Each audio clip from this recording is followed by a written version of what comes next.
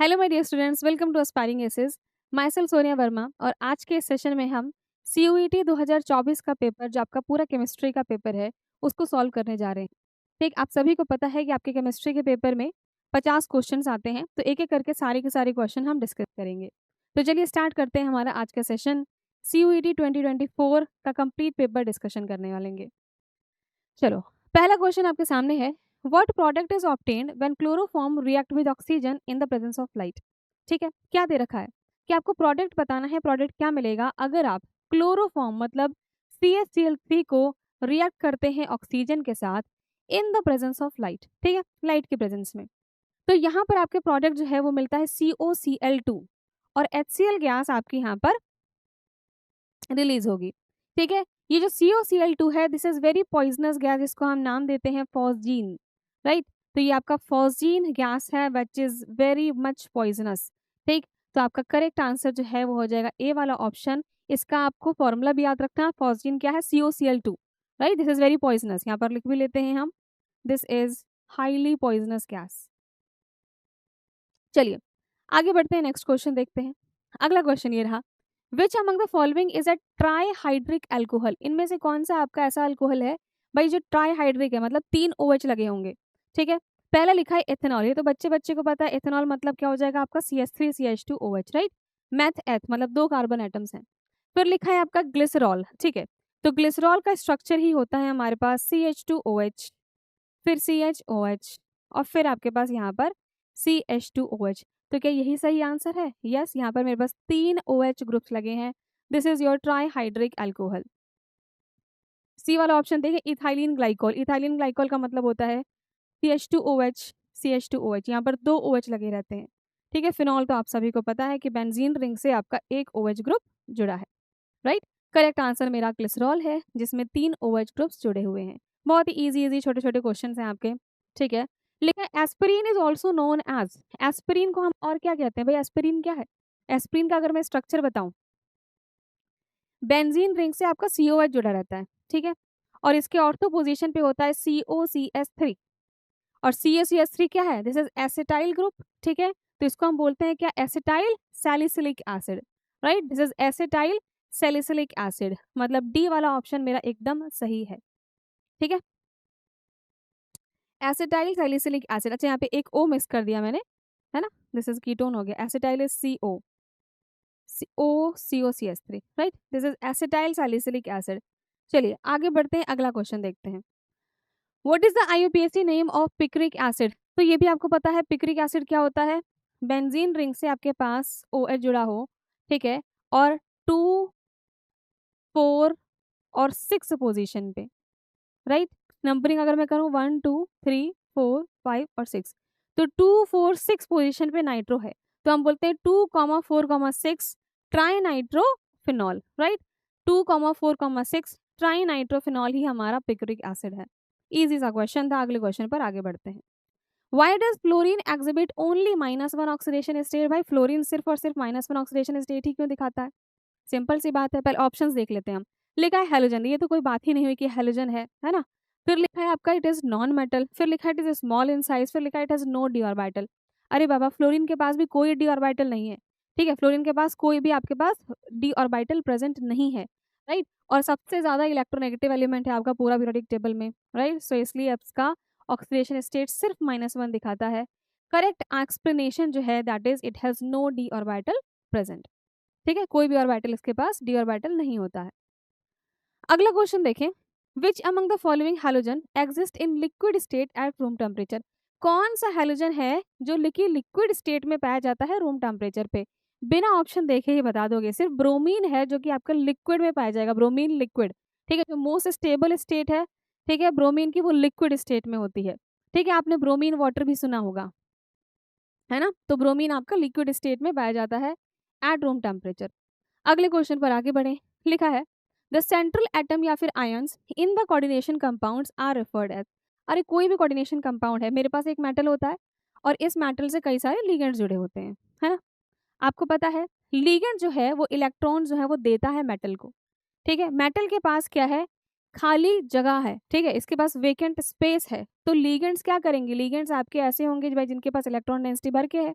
चाहे lone pair की form में हो चाहे नेगेटिव चार्ज के फॉर्म में हो, तो वो इलेक्ट्रॉन्स देंगे मेटल को, तो मेटल एक्सेप्ट करता है, लिगेंड्स डोनर है मतलब डोनेट कर रहा है, ठीक है, और ये आपका कोऑर्डिनेशन कॉम्प्लेक्स इस तरीके से बन गया है, ठीक। अब बोला है यहाँ पर कि जो सेंट्रल एटम होगा वो कैसा एक्ट करने वाला है, Lewis base, Lewis acid Bronsted base. तो आप सभी को बता ही दिया मैंने कंसेप्ट क्या था कि मेटल क्या करता है ना, यहाँ पर लिखती हूँ मैं, जैसे ये मेटल है और ये एक लिगेंड है आपके पास जो कि इलेक्ट्रॉन्स डोनेट कर रहा है, तो ये डोनर हुआ, है ना, और ये क्या हुआ, एक्सेप्टर हुआ।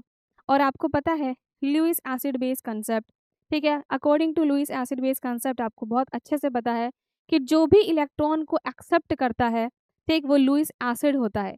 यहाँ पर ये इलेक्ट्रॉन एक्सेप्टर है, ये इलेक्ट्रॉन डोनर है, तो जो मेरा मेटल है दैट इज लुईस एसिड, और जो मेरा लिगेंड है दैट इज लुईस बेस, ठीक है। डोनर जो होगा वो बेस है, लुईस बेस, जो एक्सेप्टर है वो आपका लुईस एसिड है। तो यहाँ पर एटम की बात करिए, सेंट्रल एटम मतलब कि आपका मेटल के बारे में पूछ रहा है, तो मेरा करेक्ट आंसर हो जाएगा बी वाला ऑप्शन, लुईस एसिड। चलिए जी आगे बढ़ेंगे, नेक्स्ट क्वेश्चन पर आगे बढ़ते हैं। अगला क्वेश्चन ये रहा आपके सामने, what is IUPAC name of this particular coordination compound, ठीक है। अब IUPAC नेम बताने के लिए आपको कोऑर्डिनेशन कंपाउंड के सारे रूल्स आने चाहिए, ठीक है। हमने देखा कि मेरे कोऑर्डिनेशन स्फेयर के अंदर, मैं एक बार लिख देती हूँ इसको, यहाँ पे प्लैटिनम है, ठीक है, यहाँ पर मेरे पास क्या है, NH3 का होल ट्वाइस है, क्लोरीन है, NO2 है, ठीक है, और ये मेरा कोऑर्डिनेशन स्फेयर बंद कर दिया मैंने। तो कोऑर्डिनेशन स्फीयर के बाहर कुछ भी नहीं दे रखा, ठीक है।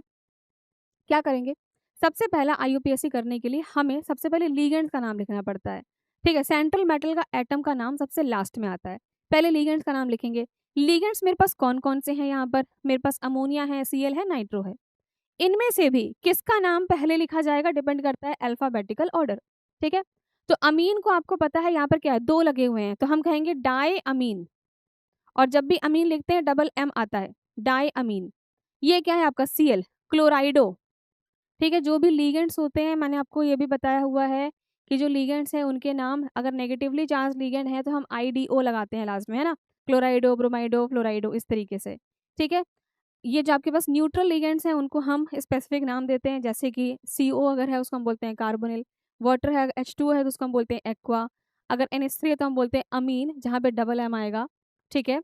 नाइट्रो को हम बोलते हैं क्या, नाइट्रीटो N, बिकॉज NO2 है आपका वो हो सकता है कि भाई नाइट्रो आपका नाइट्रोजन से इलेक्ट्रॉन्स दे रहा हो, या फिर अगर ऑक्सीजन से इलेक्ट्रॉन देगा तो हम उसको बोलते हैं क्या, इसको हम बोलते हैं नाइट्रीटो एन, नाइट्रीटो एन कि भाई नाइट्रोजन से इलेक्ट्रॉन्स दे रहा है, और यहाँ पे हम इसको कहेंगे नाइट्रीटो ओ, मतलब ऑक्सीजन से इलेक्ट्रॉन दे रहा है। तो स्पेसिफाई करने के लिए यहाँ पर NO2 लिखा है तो हम कहेंगे इसको क्या, नाइट्रीटो एन, ठीक है। अब अल्फाबेटिकल ऑर्डर में लिखा है क्या, चेक कर लो आप, ठीक है, अल्फाबेटिकल ऑर्डर में है, यहाँ पर A है, फिर C है, फिर N है, तो बिल्कुल हमने सही लिखा है। अब ये मत कहना मैम यहाँ पर D आ गया, इसको बाद में कर दो। डाई, ट्राई, ये सारे जो आपके प्रीफिक्स होते हैं ना, इनको कभी भी अल्फाबेटिकल ऑर्डर में कंसिडर नहीं करना है, राइट। तो अब इतना तो सही है, सारे लिगेंड का नाम हमने लिख दिया। अब हम अपना मेटल का नाम लिखेंगे। मेटल मेरा क्या है, प्लैटिनम है, ठीक है, इसको हटा देती हूँ यहाँ पर। अब हमने यहाँ पर अपना प्लैटिनम का नाम लिख दिया, अपने मेटल का नाम लिख दिया है, ठीक है। फाइनली मेटल के बाद हम यहाँ पर ब्रैकेट में उसका ऑक्सीडेशन स्टेट भी लिखते हैं। तो ऑक्सीडेशन स्टेट फटाफट कैलकुलेट कर लो, ठीक, बिकॉज ऑप्शंस में कहीं 2 दे रखा है कहीं 3 दे रखा है, तो फटाफट कैलकुलेट कर लेते हैं हम। देखो अमोनिया न्यूट्रल लिगेंड है 0, क्लोरीन पे -1 चार्ज आता है, NO2 पे -1 चार्ज आता है, पूरे कोऑर्डिनेशन स्फेयर पे कोई भी चार्ज नहीं है, ठीक है। तो हमने प्लैटिनम का निकालना था, तो x + 0 -1 -1 = 0, ठीक है। कैलकुलेट किया हमने तो आपको साफ साफ दिख रहा है भाई माइनस माइनस प्लस होता है, यहाँ पे माइनस का 2 आया, उधर गया तो प्लस का 2 आया, मतलब प्लैटिनम पे +2 ऑक्सीडेशन स्टेट है, तो जो हम 2 लिखेंगे वो रोमन नंबर में लिखेंगे इस तरीके से 2, ठीक है। करेक्ट ऑप्शन चेक कर लेते हैं, डाई अमीन क्लोराइडो, ठीक है, डाई अमीन क्लोराइडो नाइट्रीटो एन, देखो यहाँ पर ओ लिख दिया है, गलत कर दिया, ठीक है, डाई अमीन क्लोराइडो नाइट्रीटो एन प्लैटिनम 2, बिल्कुल सही है हमारा ए वाला ऑप्शन, राइट। चलिए आगे बढ़े अगले क्वेश्चन पर। What is the product when glucose reacts with bromine water, बोला है कि जब ग्लूकोज ब्रोमीन वाटर के साथ रिएक्ट करता है तो क्या बनता है, ग्लूकोज का क्या स्ट्रक्चर है, CHO, फिर यहाँ पर मेरे पास होता है CHOH 4 टाइम्स होता है, फिर यहाँ पर हो जाएगा आपका CH2OH, right. This is glucose. अगर मैं ग्लूकोज को किससे ट्रीट करूँ, Br2 वाटर के साथ ट्रीट करूँ, Br2 वाटर के साथ, तो मुझे यहाँ पर क्या मिलेगा, ऊपर मुझे मिल जाएगा अब COOH, ये CHOH होल 4 मेरा एज इट इज़ रहा, यहाँ पर CH2OH मेरा एज इट इज़ रहा, और इसका नाम होता है gluconic acid. This is gluconic acid, ठीक है। ये क्या है, ग्लूकोज। तो करेक्ट आंसर क्या है मेरा, कहाँ गया कहाँ गया, ए वाला ऑप्शन एकदम सही है, ग्लूकोनिक एसिड मिल रहा है। अगला क्वेश्चन देखें क्या, नेक्स्ट क्वेश्चन ये रहा, match list 1 with list 2 for the oxidation state of central metal. एकदम ही आसान सा क्वेश्चन, हमें सिर्फ और सिर्फ यहाँ पे ऑक्सीडेशन स्टेट निकालना है, कुछ नहीं है क्वेश्चन में, एकदम ईजी। चलो फटाफट देखते हैं। मेरे को दे रखा है यहाँ पर Cr2O7 2 माइनस, मुझे क्रोमियम का ऑक्सीडेशन स्टेट निकालना है, ठीक है। तो क्रोमियम को X मानेंगे, कितने क्रोमियम है, 2, तो 2 से कर दिया मल्टीप्लाई, प्लस ऑक्सीजन मेरे पास दे रखा है, ठीक है। अब ये जो मेरे पास ऑक्साइड है, ठीक, इसको मैंने यहाँ पर मान लिया -2, ठीक है, -2, और यहाँ पर हमने कितने हैं, 7 है, तो 7 से कर दिया मल्टीप्लाई, ठीक है। 2 माइनस चार्ज है तो -2 को मैंने बाहर लिख दिया। इसको हमने सॉल्व किया, क्या आ रहा है फटाफट देखें, तो यहाँ पर 2x, 7 2 जा 14 होता है, माइनस का 14 आया, ठीक, यहाँ पर गए तो प्लस का 14 आ गया, 14 - 2 कितना होता है, 12 होता है, ठीक है। तो यहाँ पे 2x, यहाँ पर 12, 2 6 जा 12, मतलब मेरा ऑक्सीडेशन स्टेट क्रोमियम का कितना है, +6 है, तो +6 ये मैच करेगा इसके साथ। MnO4 का निकाल लेते हैं, MnO4 का निकाला, MnO4 माइनस का, ये X है, ऑक्साइड का -2 होता है, कितने हैं, 4, -1 चार्ज है तो इक्वल टू के साइन वो लिख दिया मैंने, 4 2 जा 8, माइनस का 8 है, उधर गया तो प्लस का 8 हुआ, 8 - 1 7 होता है, तो X मेरा आ गया है यहाँ पर 7, तो ये 3 के साथ मैच करेगा। फिर हमने निकाला, ठीक है, ये हमारा फर्स्ट, ये सेकंड, यहाँ पे थर्ड निकालते हैं। थर्ड क्या है, VO3 माइनस, ठीक है। V मुझे निकालना है X, ऑक्साइड का -2 होता है कितने, 3, इक्वल टू -1 चार्ज है, तो X इक्वल टू कितना हो जाएगा भाई, या 3 2 जा 6, माइनस का 6 बाहर गया, प्लस का 6, 6 में से 1 गया 5, इसका मतलब मेरा X आ गया है 5, तो 3 मैच कर रहा है मेरा सेकेंड वाले के साथ। लास्ट बचा है, इसको भी कैलकुलेट कर ही लेते हैं, FeF6 3 माइनस, है ना, आयरन का निकालना है, आपका फ्लोराइड है, -1 चार्ज होता है, हैं कितने, 6, 3 माइनस चार्ज है आपका, तो यहाँ पर -3 हो गया, ठीक है। कैलकुलेट करो, 6 1 जा 6, माइनस का 6 रहा, बाहर गया तो प्लस का 6 हुआ, 6 - 3 3 ही होता है, तो यहाँ पर ये आ गया 3। हमने सब कुछ यहाँ पर मैच कर लिया है। आंसर देखते हैं भाई, ए है मेरा क्या, ए मैच कर रहा है 4 के साथ, ठीक है, ए 4 के साथ, तो ये और ये काट दिया, ठीक है। बी मैच कर रहा है मेरा 3 के साथ, बी मैच कर रहा है 3 के साथ, काट दिया, मेरा बी वाला करेक्ट ऑप्शन है। सी मैच कर रहा है 2 के साथ, डी मैच कर रहा है 1 के साथ, बिल्कुल सही लिखा है, एकदम सही। चलिए जी आगे बढ़े क्या, नेक्स्ट क्वेश्चन देखते हैं। अगला क्वेश्चन ये रहा, क्या लिखा देखना, what is the colour of copper compound formed in the Fehling's test for aliphatic aldehyde. यहाँ पे ना सारा क्वेश्चन आपका किसका है, कि जो हम Fehling test, Tollens test, Fehling test पढ़ते हैं ना, तो यहाँ पे फेलिंग्स टेस्ट से आपका क्वेश्चन है कि जो फेलिंग्स टेस्ट होता है वो आपका एलिफेटिक एल्डिहाइड्स के लिए होता है। रिएक्शन पता होनी चाहिए, इसलिए मैं लिख भी देती हूँ कि मेरे पास यहाँ पर कोई भी क्या है, एलिफेटिक एल्डिहाइड है, जैसे कि मैंने मान लिया यहाँ पर लिख भी दूँ एलिफेटिक एल्डिहाइड, ठीक है। RCHO, RCHO को किसके साथ आकर हम ट्रीट करेंगे, देखो फेलिंग सॉल्यूशन में, ठीक है, फेलिंग सॉल्यूशन आपका क्या होता है, फेलिंग सॉल्यूशन ए, फेलिंग सॉल्यूशन बी आपने पढ़ा होगा, है ना। तो ये जो फेलिंग सॉल्यूशन है यहाँ पर होता है आपका CuOH होल ट्वाइस के साथ आप इसको ट्रीट करते हो, CuOH होल ट्वाइस के साथ हम इसको ट्रीट करते हैं, ठीक है, NaOH के साथ।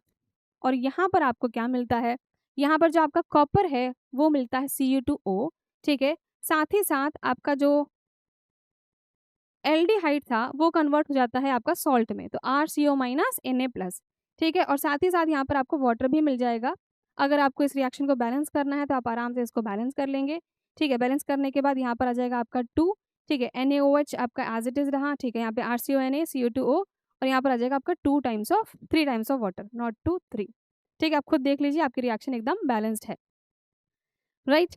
अब पूछा क्या है क्वेश्चन में कि what is the colour of the copper compound, colour क्या है भाई, कॉपर कंपाउंड जो मिल रहा है इसका कलर क्या है ना। जब हम टेस्ट करते हैं फेलिंग्स टेस्ट एलिफेटिक एल्डिहाइड का, तो ये जो Cu2O है, जो कॉपर है, वो रेड ब्राउन प्रेसिपिटेट देता है हमें, ठीक है।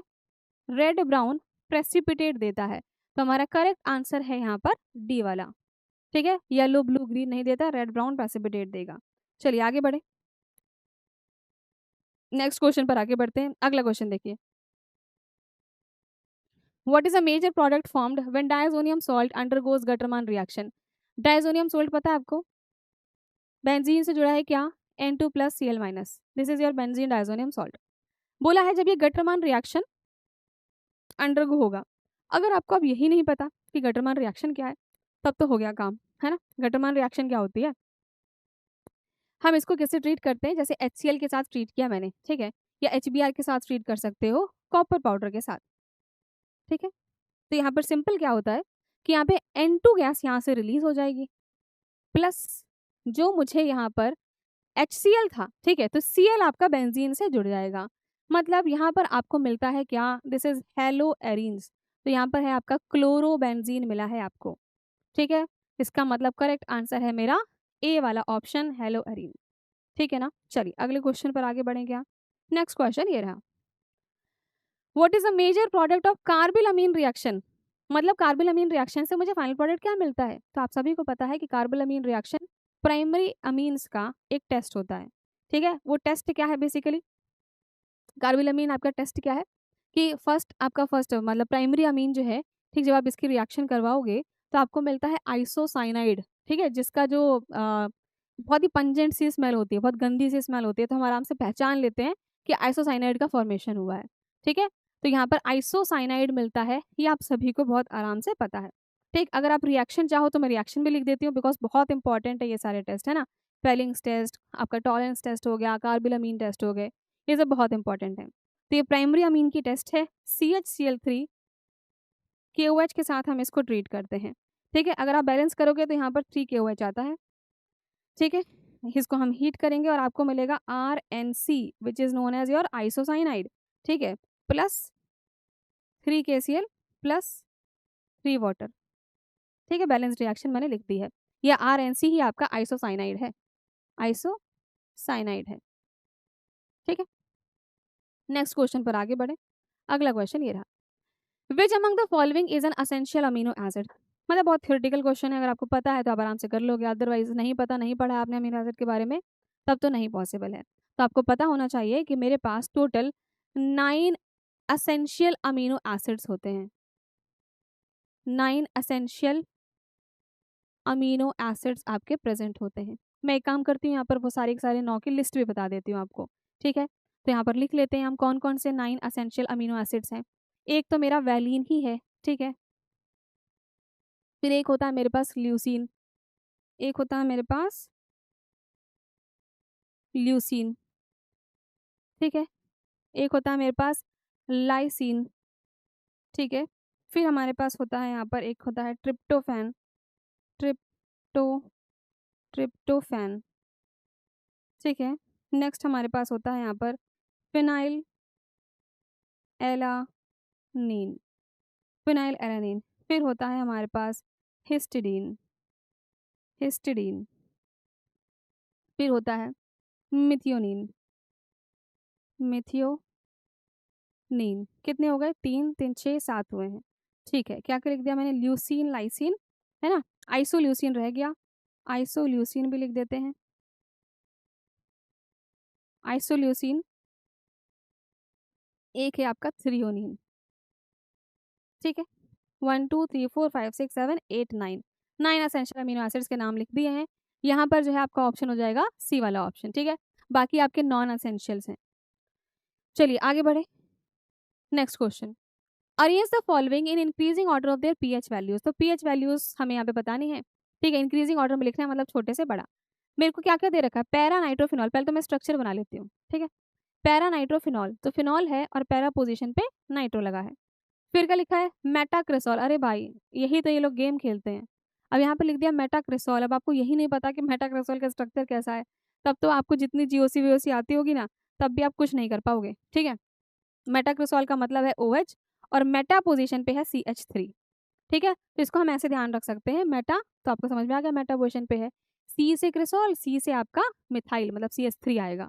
ठीक है, फिर है मेटा नाइट्रोफिनॉल, तो यहाँ पर बना देते हैं मेटा नाइट्रोफिनॉल। तो मेटा पोजीशन पे यहाँ पर नाइट्रो लगा हुआ है और फिर है सिर्फ मेरे पास फिनॉल, ठीक है, कुछ भी यहाँ पर ग्रुप नहीं लगा बाकी। चलो अब इसमें मुझे ना पीएच कंपेयर करना है। पीएच का मतलब एसिडिटी की बात हो रही है, ठीक है। देखो पीएच क्या होता है, आप सभी को पता है इतनी बेसिक सी बात कि pH is equal to minus log of H plus, है ना। मतलब पीएच और एच प्लस, है ना, एच प्लस की कंसेंट्रेशन यहाँ पे माइनस लिखा हुआ है, इसका मतलब एच प्लस जितना ज़्यादा होगा, है ना, एच प्लस की कंसेंट्रेशन जितनी ज़्यादा होगी पीएच आपका उतना ही कम होने वाला है, ठीक है। तो हम एक काम करते हैं, उसका ऑपोजिट कर देंगे तो मेरे को पीएच का ऑर्डर मिल जाएगा, ठीक है। तो हम एच प्लस देखते हैं, चलो कि एच प्लस की कंसेंट्रेशन, ठीक है, किसकी ज़्यादा है किसकी कम है। मतलब आप बात कर रहे हैं यहाँ पर सिंपल एसिडिटी का, ठीक है, आप एसिडिक स्ट्रेंथ की बात कर रहे हैं, ठीक। एसिडिक स्ट्रेंथ कंपेयर करने के लिए बहुत सिंपल सा तरीका है जो आपको शायद पता ही है कि मेरे पास कोई भी, है ना, एसिड्स अगर दिए हुए हैं, यहाँ पर आपके पास फिनॉल्स हैं, है ना, सारे सारे अल्कोहल्स हैं, तो हम क्या करेंगे, एसिडिक स्ट्रेंथ देखने के लिए हम H प्लस रिमूव करते हैं, ठीक है। H प्लस रिमूव करने के बाद जो आपका उसका कॉन्जुगेट बेस बनता है, ठीक, वो जितना ज़्यादा स्टेबल होगा हम कहेंगे कि उतना ज़्यादा उसका एसिडिक स्ट्रेंथ है। तो हमने क्या किया भाई, यहाँ से H प्लस हटा तो यहाँ पर आपका फिनॉक्साइड आयन बनेगा, है ना। यहाँ से भी H प्लस हटेगा, ठीक है, तो आपका यहाँ पर फिनॉक्साइड आयन बना। यहाँ से भी H प्लस हटा तो फिनॉक्साइड आयन बना, H प्लस हटा फिनॉक्साइड आयन बना, ठीक है। तो सब में मुझे फिनॉक्साइड आयन मिल गया है। अगर फिनॉक्साइड आयन स्टेबलाइज हो रहा है, एसिडिक स्ट्रेंथ ज़्यादा। अगर फिनॉक्साइड आयन आपका डीस्टेबलाइज हो रहा है, इसका मतलब उसकी एसिडिक स्ट्रेंथ कम है। तो लेट्स सी भाई कहाँ पर स्टेबिलिटी बढ़ रही है, कहाँ पर कम हो रही है। अब खुद देखो आप, सिंपल सी कहानी है भाई, ये फिनॉक्साइड आयन है, इसके ortho Meta para para position पे NO2 ग्रुप जोड़ा है आपने, ठीक है। आप सभी को ये जीओसी आनी चाहिए, आपको पता होना चाहिए कि ऑर्थो और पैरा पोजीशन पे आपके मेसोमेरिक या फिर हाइपर कंजुगेशन या इंडक्टिव ये तीनों इफेक्ट्स काम करते हैं। लेकिन अगर मैं मेटा पोजीशन की बात करूं तो मेसोमेरिक इफेक्ट मेटा पोजीशन पर नहीं लगता है, ठीक है, वहां पे सिर्फ इंडक्टिव लगता है, राइट, ये बात पता होनी चाहिए आपको। तो ये पैरा पोजीशन पे आराम से मेसोमेरिक लगेगा, है ना। और NO2 मेरा -M ग्रुप है, मतलब इलेक्ट्रॉन विदड्रॉइंग ग्रुप है, ठीक है। पहले तो मैं ग्रुप्स देख लेती हूँ कौन कौन से लगे हैं और वो क्या इफेक्ट दिखा रहे हैं। यहाँ पर देखो मेटा पोजीशन पे CH3 लगा है, मैंने कहा मेटा पर ना मेसोमेरिक लगेगा ना हाइपर कॉन्जुगेशन, तो यहाँ पर सिर्फ इंडक्टिव लगेगा। और CH3 कैसा है, प्लस आई है, ठीक है। यहाँ पर NO2 मेटा पर लगा है, अब गलती से -M मत लिख देना, ठीक है। अगर ऑर्थो या पैरा पोजीशन पे होता तभी वो -M दिखाएगा, मेसोमेरिक दिखाएगा। मेटा पोजीशन पे सिर्फ इंडक्टिव लगता है।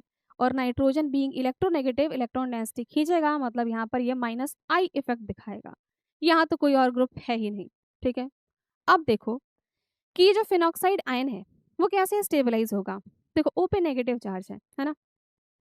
तो आपको एक बेसिक सी बात पता है, कभी भी अगर मेरे पास कोई नेगेटिव चार्ज होता है तो वो नेगेटिव से, ठीक है, नेगेटिव वाले इफेक्ट से स्टेबलाइज होगा। तो फिनॉक्साइड आयन है -M से ये बहुत ज़्यादा स्टेबलाइज हो जाएगा। आपको पता है ना, मेसोमेरिक सबसे डोमिनेंट इफेक्ट है हमारा, है ना। मेसोमेरिक के बाद आप रेजोनेंस देखते हो, ठीक, फिर हाइपर कॉन्जुगेशन देखते हो, ठीक है, फिर आप यहाँ पर अपना इंडक्टिव देखते हो। एक सेकेंड,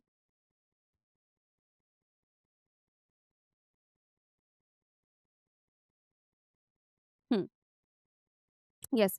तो आपको ये बात पता है कि जब भी हम कंपैरिजन करते हैं ना मेसोमेरिक में और रेजोनेंस में, हाइपर कॉन्जुगेशन या इंडक्टिव इफेक्ट में, ठीक है, जो सबसे ज़्यादा डोमिनेंट फैक्टर है हमारा वो मेसोमेरिक इफेक्ट है, ठीक है। मेसोमेरिक सबसे डोमिनेंट फैक्टर है और यहाँ पे मेसोमेरिक इंडक्टिव लग रहा है तो मेसोमेरिक के बाद ही हम इंडक्टिव देखेंगे, राइट। मेसोमेरिक के बाद ही आप इंडक्टिव यहाँ पर देखने वाले हो। तो चलो अब यहाँ पर हमने देखा भाई -M तो स्टेबलाइज करेगा, मतलब इसकी एसिडिक स्ट्रेंथ सबसे ज़्यादा होनी चाहिए, ठीक है। इसकी एसिडिक स्ट्रेंथ सबसे ज़्यादा होगी, ए वाले की सबसे ज़्यादा एसिडिक स्ट्रेंथ होगी, ठीक है। अब देखो ये तो प्लस आई है, डी स्टेबलाइज करेगा, -I स्टेबलाइज करेगा बट इससे कम करेगा। तो मेरा यहाँ पर पहले सी आना चाहिए भाई, सी आना चाहिए। सी के बाद देखो ये प्लस आई डी स्टेबलाइज कर रहा है, लेकिन यहाँ तो कोई ग्रुप ही नहीं है, इसका मतलब ये वाला मेरा कोई भी ना स्टेबलाइज कर रहा ना डिस्टेबलाइज कर रहा, तो पहले मेरा ये आएगा, डी वाला आएगा और उसके बाद ही मेरा बी वाला ऑप्शन आने वाला है, ठीक है। उसके बाद ही मेरा बी वाला ऑप्शन यहाँ पर आएगा, ठीक। तो ये जो मैंने ऑर्डर लिखा है वो डिक्रीजिंग ऑर्डर में लिखा है, तो मैं इनको इसको इंक्रीजिंग में कर दूं क्या, इंक्रीजिंग में हो जाएगा मेरा बी, फिर डी, फिर सी, फिर ए। लेकिन ये ऑर्डर लिखा है मैंने एसिडिक स्ट्रेंथ का, गलती मत करना जल्दबाजी में, ये जो ऑर्डर लिखा है वो मैंने एसिडिक स्ट्रेंथ का लिखा है, बट आपसे क्या पूछा है, आपसे पूछा है पीएच, पीएच, राइट। मतलब इस ऑर्डर का ठीक ऑपोजिट हमें चाहिए, because pH is equal to minus log of H plus होता है, तो ये ऑपोजिट रिलेशन दिखाता है, ठीक है। तो अगर एसिडिक स्ट्रेंथ का ऑर्डर ये है तो हमारा पीएच का जो ऑर्डर होगा वो इसका ठीक ऑपोजिट होगा। ए यहाँ आएगा, फिर सी, फिर डी, फिर B. This will be the correct order, A C D B. Check करो, A C D B, B वाला ऑप्शन मेरा एकदम सही। चेक कर लीजिए, बी वाला ऑप्शन आपका एकदम सही है, ए सी डी बी। अगला क्वेश्चन ये रहा, विच among the following is a biodegradable polymer. ठीक है, इनमें से कौन सा आपका बायोडिग्रेडेबल पॉलीमर है। बिल्कुल आपका थ्योरेटिकल क्वेश्चन है, याद रखना। पीएचबीवी जो होता है आपका, ठीक, दिस इज बायोडिग्रेडेबल, मतलब कि आराम से ये डिकम्पोज हो जाएगा, ठीक है। पीएचबीवी, इसका फुल फॉर्म भी लिख देती हूँ, poly beta hydroxy, poly beta hydroxy butyrate, poly buta butyrate beta hydroxy valerate, valerate. इतना बड़ा नाम है लेकिन चलो कोई बात नहीं, याद रखना है, ठीक है। तो ये हमारा पीएचबीवी, पॉली हाइड्रोक्सी ब्यूटाइरेट, फिर आपका है बीटा हाइड्रोक्सी वैलेरेट। चलिए आगे बढ़े, नेक्स्ट क्वेश्चन देखते हैं। विच among the following is an antacid. बहुत ही आसान सा क्वेश्चन, एंटासिड कौन सा है। एंटासिड मतलब जो इनडाइजेशन क्योर करता है, ठीक है। लिखा है एस्पिरिन, जेंटेक। अपने ये तो बहुत बेसिक सा सवाल है ना, अपने घरों में भी आप यूज करते हो जेंटेक, है ना, मेडिसिन आती है जेंटेक वाली। तो यही मेरा एंटासिड है जो कि इनडाइजेशन क्योर करता है। चलिए, what is the numerical value, एक सेकेंड, हाँ ठीक है। What is the numerical value of 1 Faraday in Coulomb's. एकदम ही आसान सा क्वेश्चन है कि 1 फैराडे कितने कूलम्स के बराबर होता है भाई। हमें याद रखते हैं हम 96500 कूलम, है ना, ये हम याद रखते हैं, ठीक। जो एग्जैक्ट वैल्यू होती है वो होती है 96487, एग्जैक्ट वैल्यू होती है 96487, और नॉर्मली हम 96500 याद रखते हैं, ठीक है। करेक्ट आंसर है मेरा बी वाला, 96487 कूलम्स। चलिए, a first order reaction has a half life of 693 seconds, what will be it's rate constant. पहला तो बात किया फर्स्ट ऑर्डर रिएक्शन के लिए, हाफ लाइफ की बात की है, तो आप सभी को पता है कि फॉर फर्स्ट ऑर्डर रिएक्शन मेरा टी हाफ का फॉर्मूला होता है 0.693/k, ये फॉर्मूला होता है, ठीक है। यहाँ पर हाफ लाइफ आपको दे रखा है, ठीक है, मुझे के निकालना है, तो के इज इक्वल टू हो जाएगा 0.693/t हाफ, राइट। 0.693 और टी हाफ मेरा दे रखा है कितना, 693 सेकेंड्स। तो 693 कट गया, यहाँ पर आपका डेसिमल के बाद देखो 3 जीरो है ना, यहाँ से डेसिमल हटेगा, यहाँ पर 3 जीरो आएंगे, इसका मतलब क्या आ जाएगा मेरा 0.001 second inverse, right. 0.001 second inverse, C वाला ऑप्शन, राइट। ये 3 जीरो है ना, तो तीन डिजिट्स के बाद आपका ये डेसिमल पॉइंट आया, सेकेंड इनवर्स है, बिकॉज टी हाफ सेकेंड होता है, ऊपर गया तो सेकेंड इनवर्स हो गया, राइट। चलिए, इजी सा क्वेश्चन था। अगला क्वेश्चन देखते हैं। For SN2 reaction the increasing order of the reactivity of the following alkyl halides is. क्या बोला है, SN2 रिएक्शन के लिए इंक्रीजिंग ऑर्डर ऑफ रिएक्टिविटी जो है वो आपका क्या होगा, ठीक है। Increasing order of reactivity SN2 reaction के लिए क्या होने वाला है। देखो, SN2 रिएक्शन में बेसिकली क्या होगा, वहाँ पे हिंड्रेंस आप देखते हो कि भाई जितना हिंड्रेंस कम है ना, उतना आसानी से अटैक हो सकता है, ठीक। तो आपको पता है SN2 के लिए प्राइमरी आसानी से रिएक्ट कर जाएगा, रिएक्टिविटी होगी, फिर सेकेंडरी, फिर टर्शरी, बिकॉज टर्शरी में हिंड्रेंस ज़्यादा हो जाएगा, राइट। अब हमने देखा CH3 CH2 CH2 CH2 Br, तो आपको दिख रहा है दिस इज प्राइमरी, ठीक है। यहाँ पर क्या है, Br है ना, यहाँ पर एक तो CH जुड़ा है, यहाँ पे CH3, ये सेकेंडरी है, ठीक है। यहाँ पर ये टर्शरी है, राइट। यहाँ पर आपके पास क्या है, ये भी आपका प्राइमरी ही है, Br से CH2 एक ही जुड़ा है, प्राइमरी ही है। तो आप समझ गए कि प्राइमरी वाले का तो सबसे ज्यादा होता है, ठीक है, फिर सेकेंडरी, फिर टर्शरी। तो डी या ए में से कोई ना कोई होगा, ठीक है, जिसका सबसे ज्यादा होने वाला है। फिर उसके बाद आएगा मेरा सेकेंडरी वाला मतलब बी, फिर आएगा मेरा टर्शरी मतलब कि सी, ठीक है। तो सी का सबसे कम है, यहाँ पर इंक्रीजिंग ऑर्डर में दे रखा है, मतलब सी फिर बी आने वाला है, फिर यहाँ पे ए या डी आएगा। चलो चेक करते हैं, ये तो पक्का दोनों गलत हो गए, ठीक है। ये भी गलत हो गया, एक ही ऑप्शन मुझे मिला है सी, बी, फिर डी और ए, तो मेरा डी वाला आंसर ही सही है। अब आप चेक भी कर सकते हो इसको आराम से, ठीक है। देखो सी तो मेरा टर्शरी है, तो सबसे कम है इसका रिएक्टिविटी, ठीक है। फिर सेकेंडरी है, तो इसके कंपैरिजन में थोड़ी ज़्यादा है। प्राइमरी देखो, मैं फर्स्ट और लास्ट वाले को कंपेयर करती हूँ। फर्स्ट दे रखा है मुझे CH3 CH2 CH2 CH2 Br, और डी मेरा दे रखा है क्या, CH3 का होल ट्वाइस, ठीक है, CH CH3, ठीक है, फिर क्या है CH2 Br। देखो ये जो है आपका प्राइमरी है, ये वाला भी प्राइमरी है, ठीक है। बट इन दोनों में भी देखा जाए तो यहाँ पर थोड़ा सा हिंड्रेंस हमें मिल रहा है, ठीक है, यहाँ पर हिंड्रेंस मिल रहा है। तो बहुत आसानी से कौन देगा, बहुत आसानी से मेरा पहला वाला देगा, ए वाला, ठीक है। इसलिए ए सबसे आगे है, फिर डी है, बिकॉज थोड़ा बहुत हिंड्रेंस है। सेकेंडरी में और हिंड्रेंस हो गया, सी वाले में तो मतलब जो टर्शरी है उसमें सबसे ज़्यादा हिंड्रेंस है, स्टेरिक बल्क सबसे ज़्यादा है, ठीक है। चलिए जी आगे बढ़ते हैं। नेक्स्ट आपके पास क्वेश्चन है, विच among the following is a strong field ligand. Coordination chemistry का क्वेश्चन, सिंपल सा एकदम, कि स्पेक्ट्रोकेमिकल सीरीज जो आप याद करते हो, है ना, उसके बेसिस पे आप आराम से बता सकते हो कौन सा स्ट्रॉन्ग फील्ड, कौन सा वीक फील्ड, है ना। आपको पता है कि जो वाटर आता है ना, वाटर के पीछे वाले सारे आपके वीक फील्ड होते हैं, उसके आगे वाले सारे स्ट्रॉन्ग फील्ड लिगेंड होते हैं।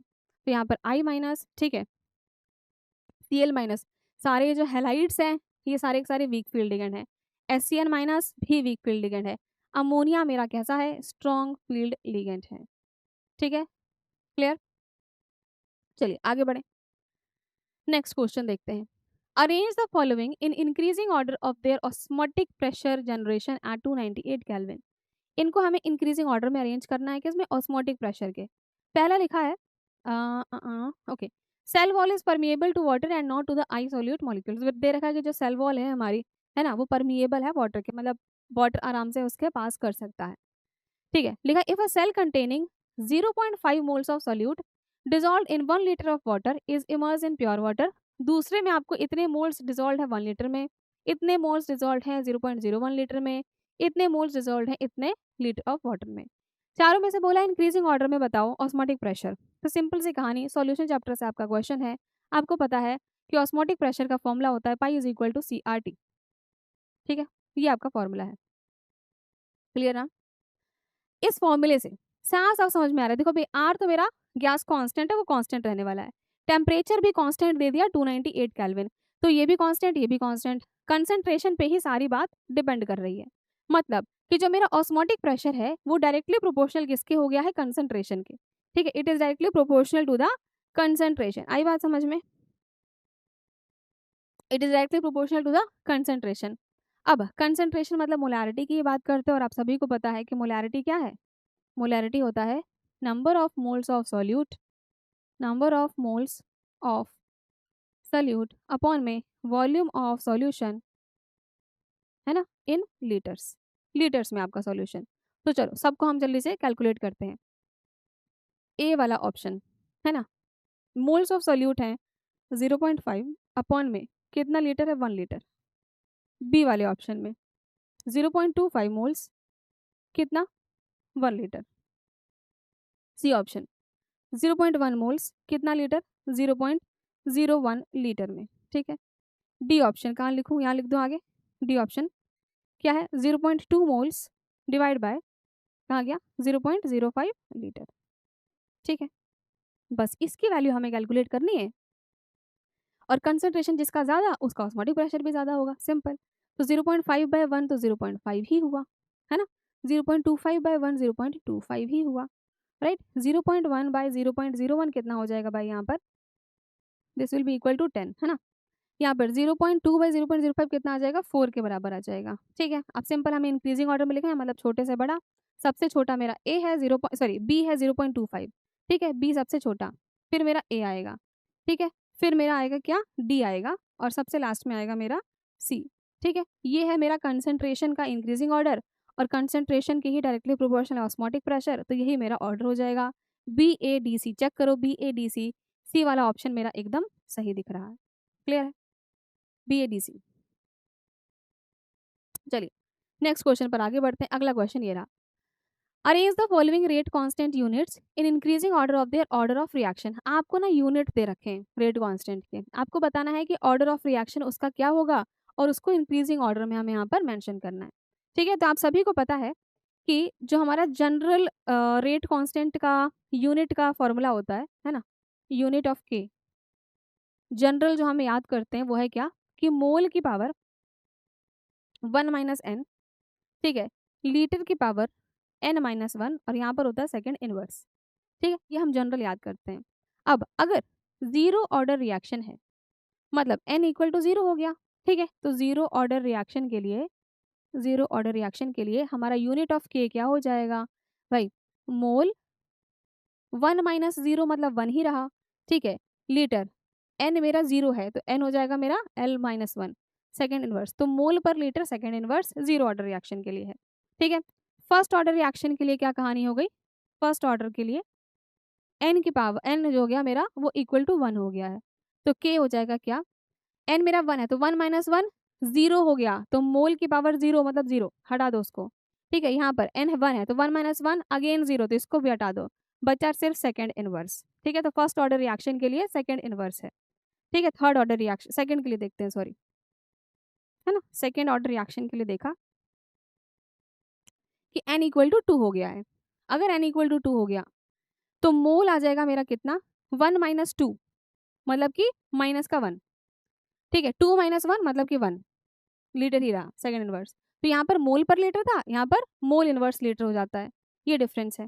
ठीक है, थर्ड ऑर्डर के लिए देख लेते हैं, थर्ड ऑर्डर के लिए, थर्ड ऑर्डर के लिए क्या हो जाएगा, n इक्वल टू 3 हो जाएगा, तो k is equal two by mole, n 3 है मेरा तो 1 माइनस 3 मतलब कि माइनस का 2, ठीक है, 3 माइनस 2 मतलब 3 माइनस 1 मतलब कि 2, और यहाँ पर हो जाएगा सेकेंड इनवर्स। ठीक है, अब आप चेक कर लो फटाफट, ये सेकेंड इनवर्स दे रखा है, किसका है, फर्स्ट ऑर्डर का, ठीक है, मोल पर लीटर पर सेकेंड है, किसका है, जीरो ऑर्डर का, ठीक है, मोल इनवर्स लीटर है, किसका है, सेकेंड ऑर्डर का, ठीक है, mole minus 2 litre 2 second inverse मतलब यह है थर्ड ऑर्डर का, तो हमें इसको इंक्रीजिंग ऑर्डर में लिखना था, छोटे से बड़ा, सबसे छोटा कौन, जीरो मतलब कि बी पहले आएगा, ठीक है, जीरो के बाद कौन, फर्स्ट वाला मतलब ए आएगा, ठीक है, फिर मेरा सेकेंड मतलब सी आएगा, और सबसे लास्ट में आपका डी आएगा, बी ए सी डी, बी ए सी डी, सी वाला ऑप्शन एकदम सही नजर आ रहा है, ठीक है ना, बी ए सी डी। आगे बढ़े,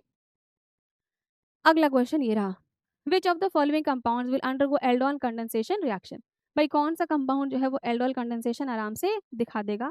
आपको एक कंडीशन पता होनी चाहिए एल्डोल कंडेंसेशन की, कि जो भी एल्डिहाइड्स या कीटोन्स हों उनके पास एटलीस्ट 1 अल्फा हाइड्रोजन होना चाहिए, है ना, क्या कहा मैंने, एटलीस्ट 1 अल्फा हाइड्रोजन प्रेजेंट होना चाहिए, है ना, तो वो एल्डोल कंडेंसेशन दिखा सकता है। CHO है, क्या इसके बगल में कोई भी अल्फा हाइड्रोजन है क्या भाई, CH3 यहाँ से भी जुड़ा हुआ है, कोई अल्फा हाइड्रोजन नहीं है, ये नहीं दिखाएगा, ठीक है, यहाँ CHO के बगल में आराम से 2 अल्फा हाइड्रोजन दिख रहे हैं, दिखा देगा, है ना, CHO के बगल में 2 अल्फा हाइड्रोजन है, आराम से दिखा देगा, यहाँ पे कोई अल्फा हाइड्रोजन नहीं है, नहीं दिखा पाएगा, तो B and C only, correct option मेरा बी वाला हो चुका है, राइट। चलो नेक्स्ट क्वेश्चन पर मूव करते हैं, 25th क्वेश्चन है, आपके इस पूरे पेपर में 50 क्वेश्चन है, इस वाले पार्ट में मैं 25 क्वेश्चन डिस्कस कर लेती हूँ, है ना, नेक्स्ट पार्ट में बाकी 25 वाले क्वेश्चन डिस्कस करेंगे, ठीक है, ताकि आपका पूरा पेपर 2 पार्ट में कंप्लीट हो गया। चलो देखें भाई, कंसिडर द फॉलोइंग कंपाउंड्स, है ना, arrange these compounds in the increasing order of rate of hydrolysis, ठीक है, रेट ऑफ हाइड्रोलिसिस हमें बताना है इंक्रीजिंग ऑर्डर में, छोटे से बड़ा, तो आपने देखा भाई सभी ऑप्शन में COCl COCl COCl COCl common है, डिफरेंस क्या है, यहाँ पर CHO लगा है, यहाँ ये लगा है, यहाँ ये लगा है, यहाँ कुछ भी नहीं लगा, तो पहले तो ये क्या इफेक्ट दिखा रहे हैं, है ना, ये देखेंगे हम।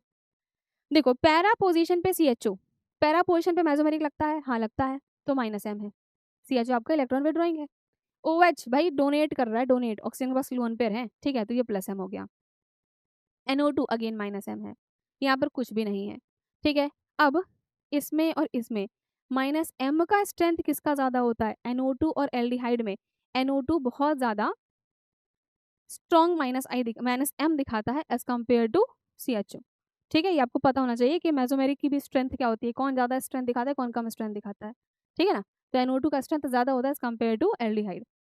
अब आपने क्या देखना है भाई, रेट ऑफ हाइड्रोलिसिस, ठीक है, तो हाइड्रोलिसिस की रेट है, अब खुद सोचो, हाइड्रोलिसिस मतलब हमें यहाँ पर क्या करना है, H प्लस के साथ रिएक्शन करनी है, मतलब बेसिकली इलेक्ट्रोफिलिक रिएक्शन की बात कर रहा है, कोई भी इलेक्ट्रोफाइल कब आके जुड़ेगा, इलेक्ट्रोफाइल वहीं जाना पसंद करता है है ना, इलेक्ट्रोफाइल खुद इलेक्ट्रॉन डेफिशिएंट है, तो वो वहीं जाना पसंद करेगा जहाँ पर इलेक्ट्रॉन डेंसिटी बहुत कम हो। ठीक है, इलेक्ट्रॉन डेंसिटी की कमी हो। इलेक्ट्रॉन डेंसिटी की कमी कब होगी? जब आपने कोई इलेक्ट्रॉन विथड्रॉइंग ग्रुप जोड़ रखे हैं, तो वो इलेक्ट्रॉन डेंसिटी खींचेगा और इलेक्ट्रॉन डेंसिटी को कम करेगा, राइट। इसका मतलब यहाँ पर सबसे कम करने वाला, सबसे माइनस एम स्ट्रेंथ किसका है कम, सबसे ज़्यादा किसका है, सी वाले का। तो ये सबसे ज़्यादा इलेक्ट्रॉन डेंसिटी कम कर रहा है, इलेक्ट्रोफाइल बहुत आसानी से आप में अटैक करेगा। ठीक है, दैट्स वाई हम कहेंगे कि हमारा सी जो है वो सबसे ज़्यादा रेट ऑफ हाइड्रोलिसिस होगी, सी वाले की सबसे ज़्यादा होगी, राइट। अगर मैं इंक्रीजिंग ऑर्डर में लिखूँ तो सी की सबसे ज़्यादा है, उसके बाद ए की होगी, बिकॉज माइनस एम इसके कंपैरिजन में थोड़ा कम है। ये प्लस एम तो भाई क्या कर रहा है, ये तो डोनेट कर रहा है, तो इसको रुक जाओ, है ना। उससे पहले मेरा डी आ जाएगा, ठीक, और सबसे लास्ट में मेरा बी आएगा। तो करेक्ट ऑर्डर क्या है, B D A C. B D A C कहाँ है, B D A C, B वाला ऑप्शन मेरा एकदम सही है। क्लियर ना, सिंपल सी कहानी थी। हमें यहाँ पर इस टाइप के जो भी क्वेश्चंस आपके आते हैं ना, रेट पूछता है, सब आपका काम जो है वो किससे चलता है, जीओसी से। ठीक, आपको एसिडिक स्ट्रेंथ, बेसिक स्ट्रेंथ ये निकालनी आनी चाहिए। ठीक है, कौन सा इफेक्ट कब स्टेबलाइज कर रहा है, कब डिस्टेबलाइज कर रहा है, ठीक है, इतनी बातें आपको पता होनी चाहिए। Yes, what is the question, which of the following ions will be coloured in the aqueous solution. आपसे बोला है कि भाई इनमें से कौन सा आपका जो आयन है ना वो कलर्ड होगा। तो पहले तो हमें दिमाग लगाना पड़ेगा, भाई कलर कैसे पता करते हो आप, कि कोई भी मेरा आयन कलर्ड है ये कैसे पता चलेगा। हमें उसका इलेक्ट्रॉनिक कॉन्फ़िगरेशन लिखना आना चाहिए। ठीक है, आपने इलेक्ट्रॉनिक कॉन्फ़िगरेशन लिख लिया, फिर हमें देखना है कि मेरे को डी ऑर्बिटल में ना कितने इलेक्ट्रॉन प्रेजेंट है। अगर मेरे पास अनपेयर्ड इलेक्ट्रॉन कुछ ना कुछ है, मतलब आपका configuration D1 D2 D3 D4 है ना, या फिर आपका D6 7 8 9 ऐसे कोई भी अगर आपके पास अनपेयर्ड इलेक्ट्रॉन है, इसका मतलब अगर हम उस इलेक्ट्रॉन पे अगर हम लाइट दे रहे हैं तो वो उस लाइट को एब्जॉर्ब करेगा, और एब्जॉर्ब करके वो एक्साइट होके एक्साइटेड स्टेट में जाएगा। इसका मतलब डी डी ट्रांजिशंस हो रहे हैं, है ना, और वही आपको लाइट देने वाला है, वही आपको कलर देने वाला है बेसिकली। ठीक है, तो बेसिकली अब यहाँ पर क्या देखेंगे, इलेक्ट्रॉनिक कॉन्फ़िगरेशन से सारा काम होगा। ठीक, तो पहला हमारे पास दे रखा है टाइटेनियम 3+। तो चलो टाइटेनियम का इलेक्ट्रॉनिक कॉन्फ़िगरेशन लिखें। क्या होता है भाई टाइटेनियम का इलेक्ट्रॉनिक कॉन्फ़िगरेशन, एटॉमिक नंबर है 22, है ना। तो इलेक्ट्रॉनिक कॉन्फ़िगरेशन में क्या हो जाएगा, मेरे को यहाँ पर मिलेगा 4s में 2 इलेक्ट्रॉन, है ना, और 3d में 2 इलेक्ट्रॉन, है ना। स्कैंडियम टाइटेनियम है ना 2, तो 3d2 है हमारा ये, 3d2 4s में 2 इलेक्ट्रॉन। बट मुझे चाहिए टाइटेनियम 3+, इसका मतलब मुझे 3 इलेक्ट्रॉन यहाँ से निकालने हैं। तो 2 इलेक्ट्रॉन मेरे s से गए, एक मेरा d से गया, तो मुझे जो कॉन्फ़िगरेशन मिली है वो मिली है 3d1। ठीक है, अब मेरे पास d में एक इलेक्ट्रॉन है, इसका मतलब आराम से वो अनपेड है, अगर मैं उसको लाइट दूंगी तो वो एक्साइट होगा और एक्साइटेड स्टेट में जाएगा, मतलब डी डी ट्रांजिशंस हो रहे हैं, इसका मतलब वो पक्का ही कलर दिखाने वाला है। ठीक है, तो यहाँ पर डी डी ट्रांजिशन हो रहे हैं और ये पक्का ही आपका कलर्ड होगा। ठीक है, तो फर्स्ट तो क्लियर है भाई, कलर है। ठीक है, Nb3+ पे आते हैं। तो पहले तो मुझे Nb का इलेक्ट्रॉनिक कॉन्फ़िगरेशन आना चाहिए। तो ये आपका 4d सीरीज का है ना, ये 3d का था, ये 4d का है। तो यहाँ पर 4d, यहाँ पे 5s। अब कितने इलेक्ट्रॉन्स आते हैं भाई, इसके एटॉमिक नंबर पे डिपेंड करता है। ठीक है, तो यहाँ पे ध्यान रखना, यहाँ पे आपका थोड़ा सा एक एक्सेप्शनल केस है कि 5s में मेरे पास एक ही इलेक्ट्रॉन होता है और 4d में मेरे पास 4 इलेक्ट्रॉन होते हैं। 5s में आपके 2 इलेक्ट्रॉन्स नहीं होते। ठीक है, so this is the configuration. अब इसमें देखो क्या करना है भाई, Nb3+ चाहिए मुझे, Nb3+। एक इलेक्ट्रॉन s से गया, 2 इलेक्ट्रॉन d से गए, बचा क्या, 4d2। तो मेरे पास 4d में अब 2 इलेक्ट्रॉन्स बचे हैं, 4d में 2 इलेक्ट्रॉन्स बचे हैं। इसका मतलब यहाँ पर भी सेम कहानी है कि मेरे पास अनपेड इलेक्ट्रॉन है, डी डी ट्रांजिशन हो सकता है और ये पक्का ही कलर्ड होगा। ठीक है, थर्ड देखते हैं। थर्ड है मेरे पास कॉपर प्लस। तो पहले तो कॉपर का कॉन्फ़िगरेशन लिखूंगी मैं। तो कॉपर का वैसे होना चाहिए क्या, D9, बट D9 नहीं होता है। यहाँ पर क्या है, this is also 3d series का ना, तो यहाँ पे d में 10 होते हैं और आपका 4s में एक इलेक्ट्रॉन होता है। ठीक है, this is a configuration copper का। अब मुझे चाहिए कॉपर प्लस, इसका मतलब एक इलेक्ट्रॉन निकाला जाएगा, एक इलेक्ट्रॉन s से गया, तो मुझे मिला 3d डेन कॉन्फ़िगरेशन। भाई यहाँ क्या देखा आपने कि d में 10 ही इलेक्ट्रॉन आ सकते हैं और पूरे 10 के 10 भरे हुए हैं, मतलब ये मेरा फुल्ली फिल्ड कॉन्फ़िगरेशन आ चुका है ना, फुल्ली फिल्ड कॉन्फ़िगरेशन आ गया है। अगर फुल्ली फिल्ड है तो कोई इलेक्ट्रॉन्स जंप नहीं करेंगे, कोई डी डी ट्रांजिशंस नहीं होंगे। ठीक है, और हम कह सकते हैं बेसिकली यहाँ पर कि आपका कलरलेस होगा, इट विल बी कलरलेस। ठीक है, इट विल बी कलरलेस। ठीक है जी, चलिए लास्ट है आपके पास इट्रीबियम 3+, लास्ट है Y+, है ना। क्या है भाई वाई? इलेक्ट्रॉनिक कॉन्फ़िगरेशन क्या है? पहले तो भाई ये आपका 4D सीरीज का है, ठीक है, तो this is 4D series, 4D और 5s आएगा।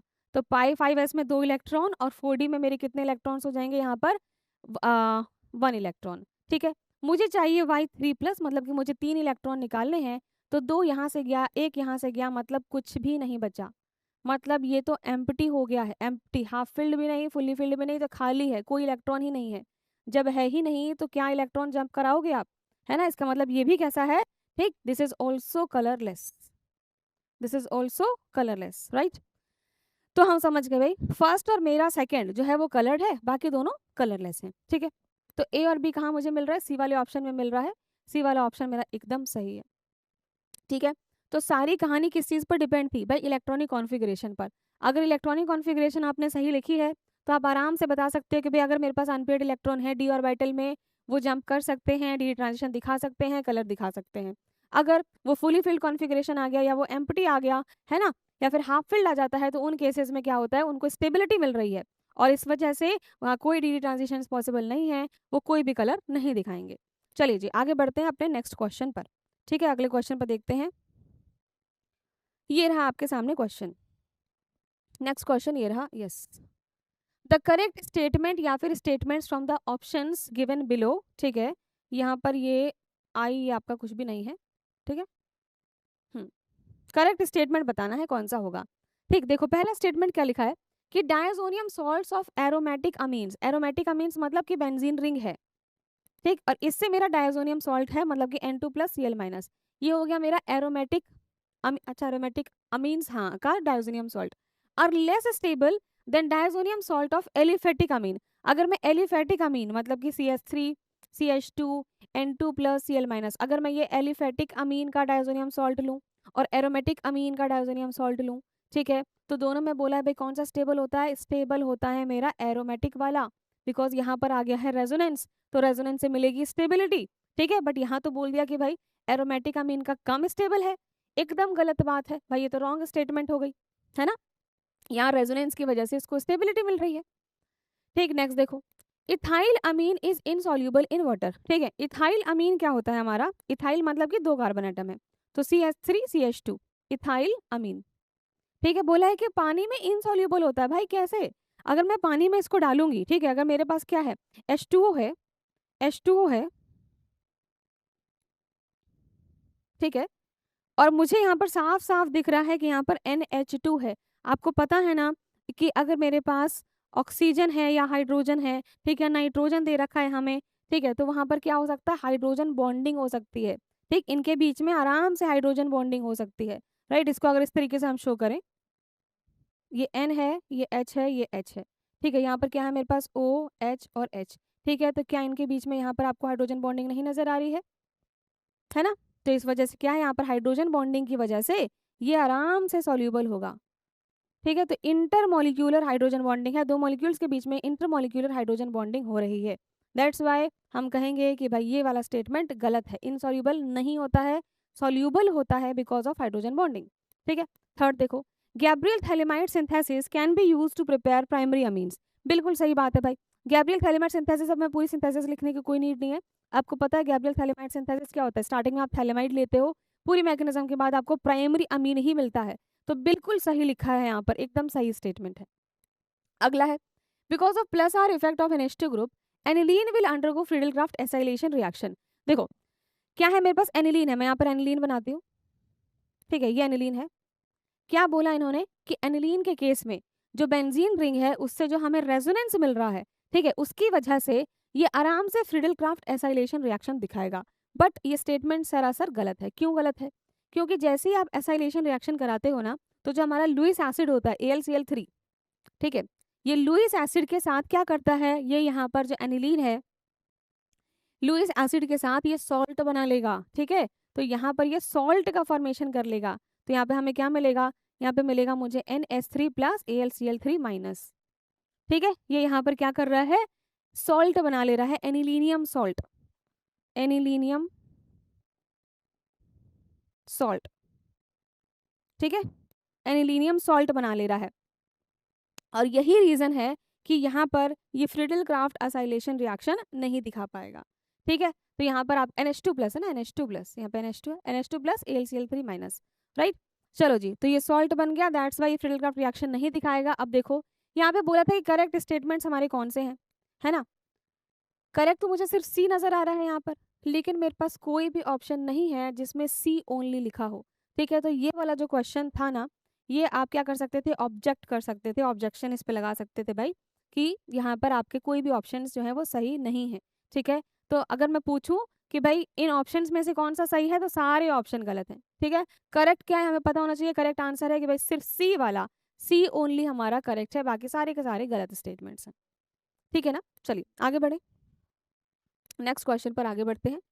अगला क्वेश्चन ये रहा आपके सामने, मैच लिस्ट 1 विद लिस्ट 2, ठीक है, हमें इन दोनों को मैच करना है भाई, है ना। लेट्स सी क्या है यहाँ पे, दे रखा मुझे Mn2 प्लस, फिर spin only magnetic moment MnO2 मिश मेटल, ठीक है। यहाँ पर हमें लिस्ट 2 में कुछ कुछ बातें बता रखी है।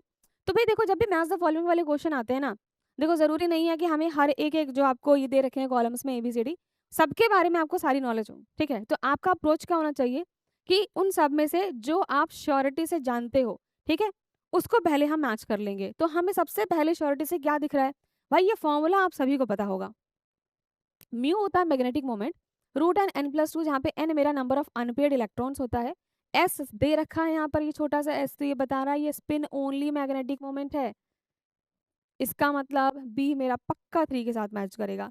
लेकिन ये भी बड़े चालाक लोग हैं, ठीक है, इन्होंने क्या किया भाई, b 3 के साथ मैच कर रहा है, बट जरा देखो ऑप्शन, हर ऑप्शन में b3 ही दे रखा है, तो आपको कोई हिंट नहीं मिल पाई इससे, है ना। बाकी और भी चीजें पता होनी चाहिए, चलो देखते हैं। अब देखो MnO2 है, Mn2 प्लस है, मिश मेटल है। जो मिश मेटल होता है ना, ये आपका अलॉय होता है, तो यहाँ पर दे रखा है N alloy of these 4f metal है, लेंथेनाइड्स का ये अलॉय होता है, तो पक्का D मेरा मैच करेगा 2 के साथ। चलो चेक करते हैं D मेरा 2 के साथ कहाँ है, D2 है ना, बाकी मैंने ये दोनों ऑप्शन काट दिए, ठीक है। अब मेरे पास बस C और D बचा है। अब देखो क्या है, Mn2 प्लस है और MnO2 है, एक आपको दे रखा है पायरोलुसाइट और एक दे रखा है आपको हाईएस्ट ऑक्सीडेशन स्टेट। देखो ध्यान से, पायरोलोसाइट और अगर मैं सोचूं, अगर आपको नहीं भी पता है कि भाई MnO2 जो है वो आपका पायरोलोसाइट और होता है, बट तब भी आप दिमाग लगा सकते हो। यहाँ पे एक ऑप्शन है Mn2 प्लस सिंपल, और एक है आपके पास MnO2। तो जो ओर्स होते हैं आपके वो बेसिकली ऑक्साइड्स ही होते हैं, ठीक। तो आप समझ जाओगे, अगर आपको नहीं भी पता था तब भी पता लग गया कि जो मेरा मैंगनीज का ऑक्साइड है वो बेसिकली ओर ही है, ठीक है। लास्ट ऑप्शन है Mn2 plus highest oxidation state. अब देखो इन लोगों ने ना Mn2 प्लस लिखा है, बट तरीके से अगर बोला जाए तो ये Mn2 प्लस नहीं देना चाहिए था, सिर्फ Mn लिखना चाहिए था, ठीक है। कि ये बताने की कोशिश कर रहा है कि भाई मैंगनीज जो है ना वो आपका +7 हाईएस्ट ऑक्सीडेशन स्टेट दिखाता है, ठीक है, +7 तक मैक्सिमम उसकी ऑक्सीडेशन स्टेट जाती है, ठीक। तो जो मैंगनीज है वो हाईएस्ट ऑक्सीडेशन स्टेट दिखाता है, तो यहाँ पे Mn2 प्लस लिख दिया, तो कंफ्यूज नहीं होना है। बेसिकली ये एक ही बात कंसिडर कर रहे हैं, Mn या Mn2 प्लस, वो ये कहना चाह रहे हैं कि manganese shows the highest oxidation state, ठीक है। चलिए मैच कर लेते हैं भाई, ए मैच कर रहा है 4 के साथ, मतलब कि मेरा सी वाला ऑप्शन पक्का सही, डी को भी मैंने काट दिया है, ठीक है ना। Let's move on to the अगला क्वेश्चन, है ना, ये रहा, फिर से मैच द फॉलोइंग है ना, बढ़िया ऑर्गेनिक केमिस्ट्री है। अब यहाँ पर देखो कैसे अप्रोच करेंगे, जो मुझे अच्छे से आता है पहले तो हम उसके बारे में सोचेंगे, ठीक है। हमने देखा यहाँ पर लिखा है COCl2, भाई COCl2 क्या है, COCl2 होता है फॉस्जीन गैस, फॉस्जीन गैस, और ये बहुत ही पॉइजनस होती है, और मुझे यहाँ पर मिल गया पॉइजनस, तो पक्का ये इसके साथ मैच करेगा फॉर श्योर, ठीक है। अगला जरा ये रिएजेंट आप ध्यान से देखोगे तो ये है बेंजीन, ठीक है, फिर है आपके पास SO2 मतलब कि सल्फोनिल, फिर है क्लोराइड, बेंजीन सल्फोनिल क्लोराइड, यहाँ पे एक मिथाइल जुड़ा हुआ है, मिथाइल से कंफ्यूज नहीं होने का, ये वही है हिंसबर्ग रिएजेंट, है ना। हिंसबर्ग रिएजेंट आपका जहाँ पे बेंजीन सल्फोनिल क्लोराइड होता है। हिंसबर्ग रिएजेंट का क्या काम होता है भाई, डिस्टिंग्विश करने के प्राइमरी सेकेंडरी और टर्शरी अमीन्स को। तो ये क्या है, दिस इज हिंसबर्ग रिएजेंट, है ना, यहाँ लिख देती हूँ मैं हिंसबर्ग रिएजेंट, और ये हमारा यूज होता है distinguish between primary secondary and tertiary amines. बाकी के दो बचे, एकदम आसान है, कुछ नहीं है भाई। ज्विटर आयन लिखा है एक जगह, है ना, यहाँ पे सिंथेसिस ऑफ प्राइमरी अमीन्स है ना, मिस हो गया, मैं लिख देती हूँ, ठीक। क्वेश्चन में आपको यही दे रखा था, synthesis of primary amines, okay. Zwitterion आप सभी को पता है आयन, नाम से समझ में आ रहा है आयन। और ज्यूटेरायन कौन सा होता है, जहाँ पे प्लस और माइनस दोनों एक साथ एग्जिस्ट करता हो एक ही मॉलिक्यूल के अंदर, ठीक है। तो NH3 प्लस और SO3 माइनस, तो दिस इज आर ज्यूटेरायन। लास्ट नहीं भी पता है तब भी हम इसको मैच कर देंगे, बट मैं बता भी देती हूँ। ये है आपका, ध्यान से देखो, तो दिस इज थैलेमाइड। और पहला क्वेश्चन भी यही था कि गैब्रियल थैलेमाइड सिंथेसिस से हम प्राइमरी अमीन बनाते हैं। उसी स्टेटमेंट को यहाँ पर अलग तरीके से बता दिया है। ये थैलेमाइड ही है और गैब्रियल थैलेमाइड सिंथेसिस रिएक्शन से हम प्राइमरी अमीन का सिंथेसिस करते हैं, राइट। तो अब मैंने सब मैच कर दिए, यहाँ पर आ जाओ। ए मैच हो रहा है 2 के साथ, A 2 के साथ, है ना, बाकी दोनों काट दिए। बी मैच हो रहा है 1 के साथ, बी मैच दोनों 1 के साथ, ठीक है। सी मैच कर रहा है 4 के साथ, तो C4 और D3, ए वाला ऑप्शन सही, बी को भी मैंने काट दिया, ठीक है, डन। अगले क्वेश्चन पर आगे बढ़े। नेक्स्ट क्वेश्चन ये रहा आपके सामने, which of the following is या फिर are the bases of DNA। DNA के कौन कौन से बेसिस होते हैं, तो भाई मैं आपको सिंपल बता दूं, याद करने का तरीका क्या है। DNA में होता है ATGC, ठीक है, एडेनिन, थाइमीन, गुआनिन, साइटोसिन, ठीक है। और RNA में क्या होता है ना, RNA में क्या होता है, AGC, ये कॉमन रहता है, AGC। थाइमीन की जगह यहाँ पर यूरैसिल होता है, यू, ठीक है। अब यहाँ पर तो DNA पूछा है, तो DNA में ATGC है, A है, T है, C है, यहाँ पे G दे ही नहीं रखा, बट यहाँ पे यूरासिल लिख रखा। यूरासिल DNA में नहीं होता, यूरासिल RNA में होता है। तो मेरा करेक्ट आंसर आ जाएगा ACD। कहाँ है भाई ACD, ACD ओनली, सी वाला ऑप्शन एकदम सही मार दो आप, टिक, है ना। अगले क्वेश्चन पर आगे बढ़े। ये रहा फिर से आपका मैच द फॉलोइंग है, ठीक है। अब यहाँ पर है क्या, ये कुछ अमीनो एसिड्स दे रखे हैं और ये उनके नेचर दे रखे हैं। नेचर मतलब कि वो एसिडिक नेचर दिखाते हैं या वो बेसिक नेचर दिखाते हैं, ठीक है। तो सबसे पहले बहुत आसान सा काम करेंगे भाई, जो हमें एकदम श्योरिटी से पता है, ठीक है। भाई एसिडिक अमीनो एसिड हमारे पास कौन सा होगा, जो कोई एसिड होगा तो उसके नाम से पता लग जाएगा। लिखा है ग्लूटामिक एसिड, ग्लूटामिक एसिड, ठीक है। या फिर एस्पार्टिक एसिड भी होता है, मैं बता ही देती हूँ, है ना। ये हमारे पास जो दो है, ग्लूटामिक एसिड, एस्पार्टिक एसिड, नाम से ही समझ में आ रहा है एसिड, तो पक्का इनका नेचर एसिडिक ही होगा, ठीक है। बेसिक अमीनो एसिड्स की बात करूँ तो मेरे पास 3 ही होते हैं, मैं बता देती हूँ आपको कौन से, ठीक है, जिनका नेचर जो है वो बेसिक होता है, ठीक है। एक होता है मेरा आर्जिनिन, ठीक है, एक होता है आर्जिनिन, एक होता है आपका लाइसिन। यहाँ पर दे रखा है क्या, लाइसिन, हाँ दे रखा है, ठीक है। आर्जिनिन, लाइसिन, और एक होता है हमारा हिस्टिडीन, हिस्टिडीन, ठीक है। ये 3 ही होते हैं मेरे बेसिक, बाकी के जो बचे वो आपके न्यूट्रल होते हैं। चलो मैच करते हैं हम। ग्लूटामिक एसिड तो पक्का एसिडिक अमीनो एसिड ही होगा, है ना।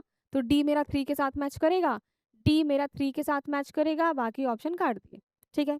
फिर बेसिक अमीनो एसिड ये 3 होते हैं हमारे पास, आर्जिनिन, लाइसिन, हिस्टिडीन। यहाँ पर ऑप्शन में लाइसिन है, तो लाइसिन पक्का कैसा है, बेसिक अमीनो एसिड है, तो बी मेरा 1 के साथ मैच करेगा, ठीक है। इन दोनों में से देखो, ओके मैंने जस्ट अभी चेक किया है ना, तो ये क्वेश्चन जो है ना यहाँ पे टाइप गलत हुआ है एक्चुअली, ठीक है। ये लाइसिन जो है ना वो आपके सी वाले में दे रखा है, ठीक, ये इंटरचेंज हो चुका है, दैट्स वाई यहाँ पे गड़बड़ आ रहा है, ठीक है। तो ये इंटरचेंज्ड है, ठीक, लाइसिन इधर होना चाहिए, ठीक है। तो लाइसिन मेरा बेसिक अमीनो एसिड है, लेकिन लाइसिन 3rd नंबर पे, सी नंबर पे, तो सी मेरा मैच करेगा 1 के साथ, ठीक है। तो इतना हमने आराम से बता लिया, ठीक है। बस ध्यान रखना भाई, यहाँ पर इस पर्टिकुलर क्वेश्चन में थोड़ा सा टाइपिंग एरर हो गया है, ठीक है। ये इधर आना चाहिए, ये इधर आना चाहिए, उसके हिसाब से आपके ऑप्शंस एकदम सही हैं, ठीक।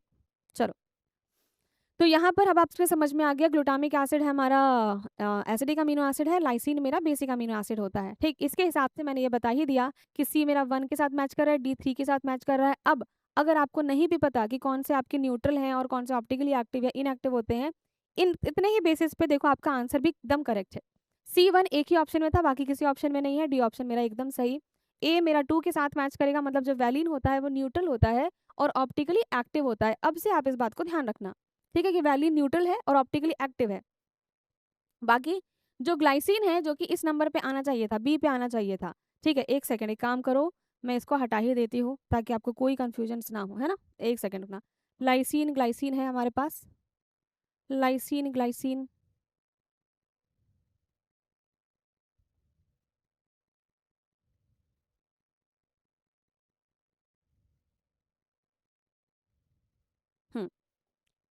ग्लाइसिन आएगा ऊपर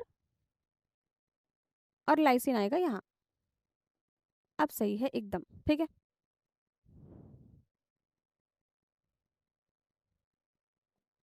ये इसके साथ, लाइसिन इसके साथ है ना, इसके साथ ये इधर, और जो ग्लाइसिन है आपका वो हो जाएगा न्यूट्रल है लेकिन ऑप्टिकली इनएक्टिव अमीनो एसिड होता है। हो गया, डी वाला ऑप्शन मेरा एकदम सही। चलिए let's move on to the अगला क्वेश्चन, है ना। नेक्स्ट क्वेश्चन ये रहा आपके सामने। Which of the following gases at 298 Kelvin and 1 atm pressure is having maximum solubility in water? ठीक है, तो पहले देखो क्वेश्चन को ढंग से पढ़ना है। बोला विच of the following gases, gases की बात हो रही है, ठीक है, इतने टेम्परेचर प्रेशर पर, ठीक है, स्टैंडर्ड कंडीशन दे रखी है, is having maximum solubility in water. तो गैस इन लिक्विड का केस है ना, कि कौन से ये गैसेस हैं आपके इन लिक्विड मतलब इन वाटर, सॉल्युबिलिटी आपको बतानी है मैक्सिमम किसकी होगी। आपको ऑप्शंस में मिथेनॉल, ये आपके सब के एच है, ये आपकी के एच की वैल्यू दे रखी है, यहाँ पर के एच की वैल्यू दे रखी है, ये के एच की वैल्यू दे रखी है, ये के एच की वैल्यू दे रखी है, ठीक है। तो सब में आपको के एच की वैल्यू यहाँ पर गिवन है। के एच आपका हेनरीज कांस्टेंट होता है, हेनरीज लॉ से आपका क्वेश्चन है। हेनरी लॉ साफ साफ क्या कहता है भाई, P H is equal to K H X, है ना। पी आपका जो है, आपका प्रेशर जो है वो के एच एक्स के बराबर है, ठीक है। तो सॉल्युबिलिटी जो होती है वो हमारी बेसिकली यही है, ठीक है। सॉल्युबिलिटी भी आपका यही हो जाएगा, P is equal to K H solubility, ऐसे लिख देती हूँ मैं यहाँ पर, ठीक है। सॉल्युबिलिटी तो आपको साफ साफ दिख रहा है कि सॉल्युबिलिटी की बात की जाए और के एच की बात की जाए, दोनों इनवर्सली प्रोपोर्शनल, भाई एक ही साइड है दोनों, सो दे आर इनवर्सली प्रोपोर्शनल। भाई एस को इधर ले जाऊँ, ठीक है, एस को इधर ले जाऊँ तो देख रहा है आपको साफ, they are inversely proportional, inversely proportional है। तो मुझे बताना है मैक्सिमम सॉल्युबिलिटी, सॉल्युबिलिटी सबसे ज्यादा किसकी, तो किसकी होगी, जिसका के एच सबसे कम होगा। के एच सबसे कम किसका भाई, 0.000 लिखा है, फिर ये 40 है, ये 0.41 है, 1.6 है, ए ऑप्शन मेरा एकदम सही। इतना सबसे छोटी वैल्यू है आपकी के एच की, है ना, उतना ही मैक्सिमम सॉल्युबिलिटी आपकी होगी। अगले क्वेश्चन पर आगे बढ़ते हैं। नेक्स्ट क्वेश्चन ये रहा, which of the following solvents is having its lowest ebullioscopic constant. Okay, सबसे कम इब्यूलोस्कोपिक कांस्टेंट की वैल्यू किसकी होगी। आपको सॉल्वेंट दे रखा है और उनका बॉइलिंग पॉइंट दे रखा है, एकदम आसान क्वेश्चन, बॉइलिंग पॉइंट दे ही दिया तो आपको फॉर्मूला पता है भाई, डेल्टा टीबी वाला, है ना, एलिवेशन इन बॉइलिंग पॉइंट वाला। Delta TB is equal to I into K B into M, जहाँ पे डेल्टा टीबी मेरा चेंज इन बॉइलिंग पॉइंट है ना, आपका जो एलिवेशन इन बॉइलिंग पॉइंट आ रहा है, ठीक है, मतलब TB naught minus TB. I मेरा वॉन्टा फैक्टर होता है, के बी मेरा इविलोस्कोपिक कांस्टेंट है, और एम स्मॉल एम मेरा मोलैलिटी होता है, ठीक है। तो यहाँ से आपको साफ साफ दिखा कि अगर मैं बॉइलिंग पॉइंट आपको दे ही रखा है भाई, चेंज इन बॉइलिंग पॉइंट हो या बॉइलिंग पॉइंट हो, बात तो एक ही है ना। तो डेल्टा टीबी मेरा डायरेक्टली प्रोपोर्शनल है केबी के, केबी ही तो है इब्यूलोस्कोपिक कांस्टेंट, है ना। तो बोला है लोवेस्ट इब्यूलोस्कोपिक कांस्टेंट किसका होगा, तो दोनों डायरेक्टली प्रोपोर्शनल है। केबी सबसे कम किसका होगा, जिसका डेल्टा टीबी सबसे कम होगा, मतलब जिसका बॉइलिंग पॉइंट सबसे कम होगा। सबसे कम किसका है भाई, 307। इसका मतलब correct answer di ethyl ether होना चाहिए, बी वाला ऑप्शन ही होना चाहिए, ठीक है। नेक्स्ट क्वेश्चन पर आगे बढ़े। अगला क्वेश्चन ये रहा। ओके, आपको पूरी एक कहानी दे रखी है ना, ये पढ़ना पड़ेगा, हम पढ़ लेते हैं फटाक से, है ना। क्या है, read the following passage. Aldehydes are generally more reactive than ketones, ठीक है, न्यूक्लियोफिलिक एडिशन रिएक्शन में, बिल्कुल सही बात है। एल्डिहाइड्स आपके ज्यादा, यहाँ पे बना देती हूँ मैं, एल्डिहाइड आर सी एच, ठीक है, और यहाँ पर है R C O R dash, ये एल्डिहाइड, ये कीटोन। बोला है कि एल्डिहाइड्स ज्यादा रिएक्टिव होते हैं एज कम्पेयर टू कीटोन्स, अगर मैं न्यूक्लियोफिलिक एडिशन रिएक्शन कराती हूँ, ठीक है, इनको अगर मैं किसी न्यूक्लियोफाइल के साथ ऐड कराऊं तो मेरा एल्डिहाइड ज्यादा रिएक्टिव होगा। इसके पीछे रीजन क्या है, इसके पीछे दो रीजन है, ठीक, यहाँ पे ते भी रखा है, due to steric and electronic reason. एक तो स्टेरिक रीजन है और एक इलेक्ट्रॉनिक रीजन है। स्टेरिकली क्या होगा, presence of two large groups in ketones hinders the attack of nucleophile at carbonyl carbon in the as compared to aldehydes। Obvious सी बात है भाई, कीटोन में दो आर ग्रुप लगे हैं बड़े बड़े, है ना, तो वो स्टेरिक हिंड्रेंस ज्यादा क्रिएट करेंगे। अगर ज्यादा हिंड्रेंस है तो कोई भी न्यूक्लियोफाइल वहां पर आना, अटैक करना थोड़ा मुश्किल होगा, ठीक। दैट्स वाई हम कहते हैं कि एल्डिहाइड ज्यादा रिएक्टिव होता है, बिकॉज यहाँ पर कम स्टेरिक हिंड्रेंस है, यहाँ पे स्टेरिक हिंड्रेंस ज्यादा है। दूसरा बोला इलेक्ट्रॉनिक फैक्टर्स भी होते हैं, क्या होता है electronically, aldehydes are more reactive than ketones because two alkyl groups reduce the electrophilicity of the carbonyl carbon more effectively than in the former। तो कीटोन में दो आर ग्रुप हैं, ठीक। अब इलेक्ट्रॉनिक फैक्टर देखना है आपको, कैसे इफेक्ट लगाएंगे भाई, ये CH3 ग्रुप्स लगे हुए हैं, मान लो CH3 है ना, आपको पता है ये प्लस आई इफेक्ट लगाएगा। प्लस आई का मतलब क्या होता है, प्लस आई मतलब कि इलेक्ट्रॉन्स दे रहा है, डोनेटिंग ग्रुप है, इलेक्ट्रॉन दे रहा है, मतलब कार्बोनिल कार्बन पर जो इलेक्ट्रोफिलिसिटी है हमारी वो क्या होगी, इलेक्ट्रोफिलिसिटी जो है वो रिड्यूस हो जाएगी। भाई मुझे क्या चाहिए, आप नॉर्मली सोचो ना, मेरे को कीटोन को रिएक्ट कराना है किससे, न्यूक्लियोफाइल से। मैं चाहती हूँ न्यूक्लियोफाइल इस पर अटैक करे, ठीक है। बताओ, न्यूक्लियोफाइल नेगेटिवली चार्ज है, मतलब उसके पास तो भर भर के इलेक्ट्रॉन है, वो कहाँ पर जाना पसंद करेगा, कहाँ अटैक करेगा, जहाँ पर इलेक्ट्रॉन्स की कमी है, मतलब जहाँ पर इलेक्ट्रॉन की डेफिशिएंसी है। बट इस कार्बन पर, कार्बनिल कार्बन पर डेफिशिएंसी कैसे हमारी मतलब ज़्यादा होगी, भाई दोनों आर ग्रुप देने वाले हैं, जब ये दोनों दे रहे हैं कार्बन को, है ना, तो इसका मतलब इसकी इलेक्ट्रोफिलिसिटी तो कम है, इसकी इलेक्ट्रॉन डेफिशिएंसी उतनी है ही नहीं, ठीक। दैट्स वाई इसकी न्यूक्लियोफिलिक एडिशन रिएक्शन इतनी प्रिफर नहीं होती है as compare to aldehydes. Clear है, यही पूरी कहानी दे रखी है। चलो अब इसके बेसिस पे कुछ क्वेश्चंस पूछे हैं हमसे, है ना, एक एक करके देखते हैं। Which among the following compounds is formed when aldehyde react with HCN in the presence of base? मेरे पास एक एल्डिहाइड बना लेते हैं, कोई भी एल्डिहाइड, RCHO। बोला है RCHO को ट्रीट करते हैं HCN के साथ in the presence of base, ठीक है। तो क्या होगा, क्या होगा, क्या होगा, सबसे पहले देखो, बेस दे रखा है, बेस का काम है एसिडिक हाइड्रोजन को एब्स्ट्रैक्ट करना, ठीक है। तो यहाँ से ये H ले लेगा, H+ ले लेगा, यहाँ पे मेरे पास Cn- बच गया, ठीक है। Cn- मेरा न्यूक्लियोफाइल है, तो यही न्यूक्लियोफिलिक एडिशन रिएक्शन है। तो Cn- न्यूक्लियोफाइल है, तो ये अटैक करेगा, भाई एल्डिहाइड की तो न्यूक्लियोफिलिक एडिशन रिएक्शन की रेट ज़्यादा होती है, तो ये Cn- आराम से अटैक करेगा, ये पाई इलेक्ट्रॉन्स मेरे यहाँ पर शिफ्ट होंगे, ठीक है। तो R C यहाँ पर H, इधर से Cn ने अटैक किया, ये कार्बनिल कार्बन उधर गया, मतलब जो आपका पाई बॉन्ड था वो उधर गया, तो यहाँ पर ऊपर आ गया नेगेटिव चार्ज, ठीक। अब हम इस नेगेटिव को न्यूट्रलाइज करके डायरेक्टली इसी स्टेप में मैं इसको OH बना दूँ, कोई दिक्कत इसमें नहीं ना, ठीक है। तो देखो, एक ही कार्बन पर जब OH और Cl लगा होता है, इसको हम बोलते हैं साइनोहाइड्रिन, इसको हम क्या बोलते हैं, साइनोहाइड्रिन, ठीक है। तो मेरा करेक्ट आंसर क्या हो जाएगा, साइनोहाइड्रिन मिलेगा भाई, ठीक है। अगले क्वेश्चन पर आगे बढ़े। नेक्स्ट क्वेश्चन ये रहा, the correct decreasing order of basic strength of following amines in aqua solution is. अब ये आपका एकदम बेसिक सा क्वेश्चन है, आपने अमीन्स पढ़ी है, सबसे पहले जब हम उसका फिजिकल प्रॉपर्टीज पढ़ते हैं, उसके बेसिसिटी के बारे में बात करते हैं, तो आपको पता है कि मीडियम का बहुत इफेक्ट पड़ेगा। तो यहाँ पर दे रखा है भाई एक्वस सॉल्यूशन, ठीक है, मतलब इन एक्वस मीडियम आपसे बात कर रहा है, और एक्वस मीडियम में हाइड्रोजन बॉन्डिंग भी आ जाती है ना। तो यहाँ पर सारे फैक्टर्स आपको देखने, इंडक्टिव इफेक्ट भी देखोगे आप, ठीक है, इंडक्टिव इफेक्ट भी देखोगे, स्टेरिक इफेक्ट भी देखोगे, ठीक है, और हाइड्रोजन बॉन्डिंग भी कंसिडर करते हैं। तो मतलब इन सब का कह सकते हो कि मिली भगत है ना, इन सबको मिला के हम एक यहाँ पे ट्रेंड बनाते हैं। वो ट्रेंड हमारा क्या होता है, याद रखना, secondary then primary then tertiary, 2 1 3, ठीक है, 2 1 3 याद रखना। तो सेकेंडरी कहाँ दिख रहा है मुझे, सेकेंडरी कहाँ दिख रहा है, सेकेंडरी दिख रहा है, ये रहा सेकेंडरी, है ना, ट्वाइस, फिर प्राइमरी, फिर टर्शरी, 3 दिख रहा है, फिर अमोनिया, बिल्कुल सही है मेरा डी वाला ऑप्शन, ठीक है। तो मीडियम का यहाँ पर बहुत इंपॉर्टेंट रोल है, यहाँ पर आपको सारे के सारे इफेक्ट जो है वो एक साथ कंसिडर करने होते हैं, और कंसिडर करके आप फाइनली अपना इस तरीके से ऑर्डर बताते हो। बोलो जी, क्लियर सबको। चलिए नेक्स्ट क्वेश्चन पर आए। अगला क्वेश्चन ये रहा, a new carbon carbon bond formation is possible in, कौन से में रिएक्शन में हमें एक नया नया कार्बन कार्बन बॉन्ड मिलेगा, ठीक है। लेट्स केनिज़ारो रिएक्शन, अब मैं कोई मैकेनिज्म यहाँ पे नहीं लिख रही हूँ, बेसिक बेसिक हमें बात पता है। केनिज़ारो रिएक्शन में क्या होता है, ऐसा एल्डिहाइड होता है, ठीक है, या कीटोन होगा, है ना, मतलब एल्डिहाइड ही होगा बेसिकली, है ना, मतलब ऐसा होगा जिसके पास कोई भी अगल बगल में क्या है, मेरे पास अल्फा हाइड्रोजन नहीं है, ठीक है, जैसे कि HCHO ले लिया मैंने, HCHO, ठीक है, तो कोई अल्फा हाइड्रोजन नहीं है, तो ये केनिज़ारो रिएक्शन दिखा सकता है, ठीक। तो केनिज़ारो रिएक्शन में क्या होता है कि हम जो भी बेस से ट्रीट कर रहे होंगे, ठीक, वो इस पे अटैक करेगा, तो मेरा कोई नया कार्बन कार्बन बॉन्ड नहीं बनता है, ठीक, तो इसमें कोई new carbon carbon bond formation नहीं होगा।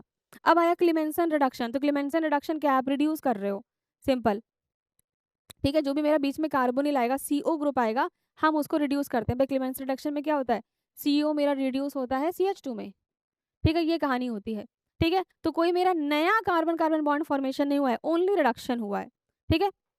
नेक्स्ट है फ्रीडल क्राफ्ट एल्काइलेशन, क्लीमेंसन रिडक्शन क्या है, ZnHgHCl आप रिएजेंट यूज करते हो, है ना। चलो नेक्स्ट है फ्रीडल क्राफ्ट एल्काइलेशन, तो ये तो पता है आपको भाई, फ्रीडल क्राफ्ट एल्काइलेशन मतलब मेरे पास बेंजीन होगा, किसी में एल्काइल एल्काइल ग्रुप से, ठीक है, ट्रीट करूंगी एल्काइल हैलाइड से in the presence of AlCl3, तो वो एल्काइल ग्रुप जुड़ जाएगा बेंजीन पर, तो अब यहाँ पर नया कार्बन कार्बन बॉन्ड फॉर्मेशन पक्का हुआ है, बिकॉज एल्काइल ग्रुप जुड़ा है बेंजीन से, ठीक है। फिर है रीमर टीमन रिएक्शन, तो रीमर टीमन रिएक्शन भी आपने पढ़ी है, फिनॉल्स के केस में हम पढ़ते हैं, और जो मेरे को फाइनल प्रोडक्ट मिलता है, CHO लगाते हो आप एक ऑर्थो पे एक पैरा पे, है ना, 2 प्रोडक्ट्स हमें मिलते हैं, एक ऑर्थो पे CHO लगेगा और एक आपका पैरा पे CHO लगता है। ठीक है, रिएजेंट क्या होता है भाई रीमाटिमन के लिए? CHCl3KOH। याद रखना ये सारी बातें कि क्या रिएजेंट यूज करते हैं, क्या प्रोडक्ट मिलता है, स्टार्टिंग में रिएक्टेंट्स क्या होते हैं, ठीक है, क्या रिएक्शन का नाम है। तो यहाँ पर भी कार्बन कार्बन बॉन्ड बन रहा है भाई, कार्बन कार्बन बॉन्ड का फॉर्मेशन हो रहा है। ठीक है, तो बी और डी में कहाँ है भाई ऑप्शन? बी और डी ये रहा। बी एंड डी में new carbon carbon bond formation होता है, बाकी ए और बी वाले में, ठीक है, ए और सी वाले में कोई आपका बॉन्ड नहीं बन रहा है। अगले क्वेश्चन पर आए, ये रहा। Which of the following will respond to tolerance test? तो भाई टॉलरेंस टेस्ट, फेलिंग्स टेस्ट, बहुत बेसिक बेसिक चीज़ें हैं, आनी चाहिए। टॉलरेंस टेस्ट हमें पता है एल्डिहाइड्स के लिए होता है, ठीक है, या फिर अल्फा हाइड्रोक्सी कीटोन्स भी होते हैं जो एल्डिहाइड्स दिखाते हैं, वो टॉलरेंस टेस्ट दिखाते हैं, अल्फा हाइड्रोक्सी कीटोन्स। या फिर अगर मैं एसिड्स की बात करूं तो एसिड्स में सिर्फ मेथनोइक एसिड है, ठीक है, जो आपका टॉलरेंस टेस्ट दिखाता है। तो आपको बहुत चालाकी से उन्होंने ऑप्शन दिए, उन्होंने आपको देखो बेसिक याद रहता है कि हाँ एल्डिहाइड दिखाते हैं, कीटोन्स नहीं दिखाते, ठीक है, आपको एक भी ऑप्शन में एल्डिहाइड या कीटोन बोला ही नहीं, आपको सारे एसिड्स दिए हैं। तो अगर आपको ये बात नहीं बताती कि मेथनोइक एसिड जो है वो आपका टॉलरेंस टेस्ट दिखा सकता है, ठीक है, बाकी कोई एसिड नहीं दिखाता, एसिटिक एसिड या कुछ भी एसिड हो गया वो नहीं दिखाता है, ठीक है, तो आप नहीं कर पाते भाई। तो यहाँ पे करेक्ट आंसर मेरा क्या है? मेथनोइक एसिड, ठीक है, मेथनोइक मतलब कि HCOOH, ये है आपका मेथनोइक एसिड, ठीक है। नेक्स्ट क्वेश्चन पर आए, ये रहा आपके सामने, the order of reactivity of the given halo alkanes towards nucleophile, ठीक है, बोला है कि करेक्ट ऑर्डर ऑफ रिएक्टिविटी क्या होगा इन हेलो एल्केन्स का, ठीक है, टुवर्ड्स न्यूक्लियोफाइल, क्या अगर कोई न्यूक्लियोफाइल अटैक करेगा तो। पहले तो आप सिंपल समझो, यहाँ पे मैंने लिया RX, यहाँ पे X आपका ClBrI कुछ भी हो सकता है, ठीक है, मैं क्या कर रही हूँ, इसको न्यूक्लियोफाइल से ट्रीट कर रही हूँ, ठीक है, इसको हम क्या कर रहे हैं, न्यूक्लियोफाइल से ट्रीट कर रहे हैं, ठीक है। अब जरा ध्यान से देखना, न्यूक्लियोफाइल अगर हम ट्रीट करेंगे तो न्यूक्लियोफाइल अटैक करेगा कार्बन पर, और यहाँ से जो हमारा हेलाइड है वो पक्का निकल जाएगा, because it is a good leaving group, ठीक है। तो बेसिकली आप क्या कर रहे हो, आप इसकी रिएक्टिविटी का ऑर्डर कैसे बताओगे? अगर मेरा न्यूक्लियोफाइल अटैक करेगा और X निकलेगा, इसका मतलब रेट उसका ज़्यादा होगा जिस केस में आप ये कार्बन हेलोजन का बॉन्ड आसानी से तोड़ सकते हो, बिकॉज यहाँ पर ये बॉन्ड हमें तोड़ना है, ठीक है। तो मतलब जहाँ पर जितनी आसानी से बॉन्ड टूट सकता है, ठीक, उतना ही उसका रेट जो है न्यूक्लियोफिलिक रिएक्शन का ज़्यादा होगा। तो चलो बॉन्ड स्ट्रेंथ की बात करें कि मेरे पास है CCl CBr CI, किसका बॉन्ड स्ट्रेंथ सबसे वीक होता है, किसको हम आसानी से तोड़ सकते हैं? भाई कार्बन और आयोडीन का बॉन्ड एकदम आसानी से टूट सकता है, इसका जो बॉन्ड स्ट्रेंथ है वो सबसे कमज़ोर है, ठीक है, कम है, वीक है ये, ठीक, तो दिस इज वीक, ठीक है। फिर Br, फिर CCl हमारा स्ट्रॉन्ग बॉन्ड होता है, ठीक है, ओके जी। तो अब न्यूक्लियोफिलिक एडिशन का ऑर्डर क्या होगा, न्यूक्लियोफिलिक रेट ऑर्डर, देखो जो बॉन्ड आसानी से टूट जाएगा मतलब जो वीकेस्ट है वो सबसे ज़्यादा रेट दिखाएगा, जो वीकेस्ट है वो सबसे ज़्यादा रेट दिखाएगा, मतलब CI का रेट सबसे ज़्यादा होगा, फिर CBr होगा, फिर CCl होगा, ठीक है। चलो यही पूछा था, चेक करो, CI का सबसे ज़्यादा, आयोडीन का सबसे ज़्यादा, फिर Br, फिर Cl, ए वाला ऑप्शन मुझे साफ साफ नज़र आ गया है, एकदम सही, ठीक है। अगले क्वेश्चन पर आगे बढ़ा जाए, अगला क्वेश्चन ये रहा, फिर से एक कहानी पढ़नी है हमें, लेट्स सी। लिखा है कि जो ट्रांजिशन मेटल्स होते हैं ना वो वेरी हार्ड होते हैं एंड हैव लो वोलेटिलिटी, हमें पता है बात, भाई जो ट्रांजिशन मेटल्स हैं हमारे मतलब डी ब्लॉक एलिमेंट्स हैं, डी ब्लॉक से क्वेश्चन है आपका, ठीक है, जो डी ब्लॉक एलिमेंट्स हैं वो बहुत हार्ड होते हैं, ये बात पता है, बिकॉज ट्रांजिशन मेटल्स हैं तो ये सारी प्रॉपर्टी मेटल्स की दिखाते हैं, ठीक है, तो मेटल्स हार्ड होते हैं और उनकी वोलेटिलिटी भी कम होती है, ठीक है, इनका मेल्टिंग पॉइंट बॉइलिंग पॉइंट भी हाई होता है, ये बेसिक बेसिक बातें हैं। फिर लिखा है किसी भी रो में, अगर मैं डी सीरीज में देखूँ किसी भी रो में, ठीक है, the melting point of these metals rise to a maximum at D5, मतलब किसी भी रो में अगर मैं देखूँ तो जो मेरा मेल्टिंग पॉइंट है वो राइज होता है, ठीक है, बढ़ता है to a maximum at D5, और जो इसका D5 कॉन्फ़िगरेशन होगा ना वहां तक मैक्सिमम जाएगा, ठीक है, and fall regularly as atomic number increases, और उसके बाद आपका वो डिक्रीज होने लग जाएगा, ठीक है, फॉल होने लग जाएगा, ठीक, जैसे जैसे एटॉमिक नंबर आपका बढ़ेगा। आ रही बात समझ क्या कह रहे हैं कि मेल्टिंग पॉइंट, ठीक है, आपका किसी भी डी रो में बढ़ता है तब तक बढ़ेगा जब तक D5 कॉन्फ़िगरेशन आ जाए, ठीक है, मैक्सिमम होगा D5 पे, उसके बाद फिर वो फॉल होगा रेगुलरली जैसे जैसे आपका एटॉमिक नंबर बढ़ रहा है, ठीक है। अब क्या बोला, the high melting points of these metals are attributed to the involvement of greater number of electrons from n-1d। ठीक है, बोला है कि जो हम ये कह रहे हैं ना कि हाई मेल्टिंग पॉइंट है इसका, तो हाई मेल्टिंग पॉइंट जो है इन मेटल्स का वो कैसे बताते हैं कि मेरे पास अगर जितने n-1d में है ना, जैसे 3d है आपका, तो 3d में मेरे पास जितने ज़्यादा इलेक्ट्रॉन्स प्रेजेंट होंगे, ठीक है, जितना ज़्यादा इलेक्ट्रॉन्स होंगे इन्वॉल्वमेंट में उतना ही मेरा high boiling point, high melting point है। ठीक है, फिर क्या लिखा है n-1d in addition to ns electrons in the inter atomic metallic bonding. ठीक है, वही कहानी है, आगे बात समझ। चलो अब इसके बेसिस पे कुछ क्वेश्चन देखेंगे। पहला क्वेश्चन रहा कि विच transition metal is liquid at room temperature. भाई ये लिक्विड एट रूम टेम्परेचर तो पता होना चाहिए, याद होना चाहिए कि सिर्फ मरकरी है हमारा ऐसा जो यहाँ पर लिक्विड होता है। ठीक है, तो ये तो बिल्कुल ना ऑप्शन देखना ना कुछ देखना, तुरंत आपको ये बात पता होनी चाहिए। ठीक है, कि mercury is liquid at room temperature. ठीक है, थर्मोमीटर में यूज करते हो ना आप, थर्मोमीटर के अंदर मरकरी प्रेजेंट होती है। ठीक है, मरकरी देखा आपने, इधर से उधर मूव करती रहती है वो, है ना, जो पुराने वाले थर्मोमीटर आते थे। अब तो खैर वो डिजिटल वाले आने लग गए हैं तो उसमें हमें पता नहीं चल पाता है ना। चलो नेक्स्ट क्वेश्चन है, which is the hardest metal. भाई इन ऑप्शंस में से हार्डेस्ट मेटल कौन सा होगा, जिंक, कॉपर, मर्करी और कैडमियम। भाई हार्डेस्ट मेटल जो है वो हमारे पास होता है कॉपर। ठीक है, इन चारों में से सबसे जो हार्डेस्ट है वो है कॉपर।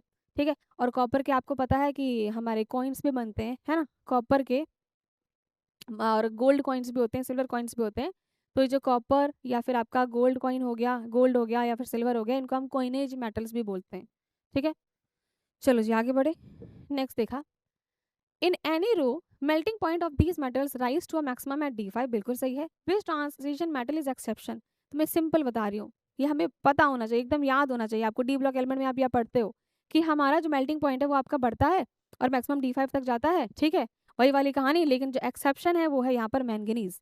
ठीक है, एक्सेप्शन है मेरा मैंगनीज। ठीक, तो दिस इज द एक्सेप्शन, यही मेरा करेक्ट आंसर है। ठीक है, नेक्स्ट क्वेश्चन देखिए जी, अगला क्वेश्चन क्या है हमारा, विच transition metal has the highest melting point. Melting point सबसे ज्यादा किसका होता है, मेल्टिंग पॉइंट इन सब में सबसे ज्यादा किसका होता है, टंगस्टन का ही होता है। ठीक, तो ये कुछ बेसिक बेसिक बातें हैं, पता होनी चाहिए। टंगस्टन का मेल्टिंग पॉइंट सबसे ज्यादा। ठीक है, अगले क्वेश्चन पर आए। अगला क्वेश्चन ये रहा, how many electrons are needed in reduction of Cr2O7 2 minus to Cr3 plus. Cr2O7 2 minus का रिडक्शन करना है मुझे Cr3 प्लस में, कितने इलेक्ट्रॉन चाहिए होंगे। चलो इसका ऑक्सीडेशन स्टेट निकाला जाए। Cr2 है मेरे पास तो 2x हो जाएगा, प्लस ऑक्साइड का -2 होता है कितने 7, इक्वल टू -2 चार्ज है, इसको सॉल्व करते हैं। 2x, ये 7 2 जा 14, मतलब कि माइनस का 14, यहाँ पर -2। ठीक है, 14 उधर गया तो प्लस का 14 हो जाएगा भाई, तो 14 - 2 मतलब होता है आपका 12, और ये हो जाएगा 2 6 जा 12, तो मेरा जो ऑक्सीडेशन स्टेट आ रहा है वो आ रहा है 6। ठीक है, +6, तो +6 से मुझे यहाँ पर +3 जाना है। ठीक है, जो मेरे को यहाँ पर चेंज मिल रहा है वो 3 इलेक्ट्रॉन का है, लेकिन गलती कर देते हो आप, है ना।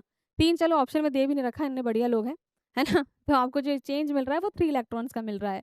बट यहाँ पर देखो ये Cr2 है और यहाँ पर एक ही क्रोमियम है, तो ये 2 है तो हम इसको 2 से मल्टीप्लाई भी करेंगे, तो 3 2 जा 6, मतलब 6 इलेक्ट्रॉन्स को हमें 6 इलेक्ट्रॉन्स हमें चाहिए ताकि दोनों तरफ बैलेंस हो जाए।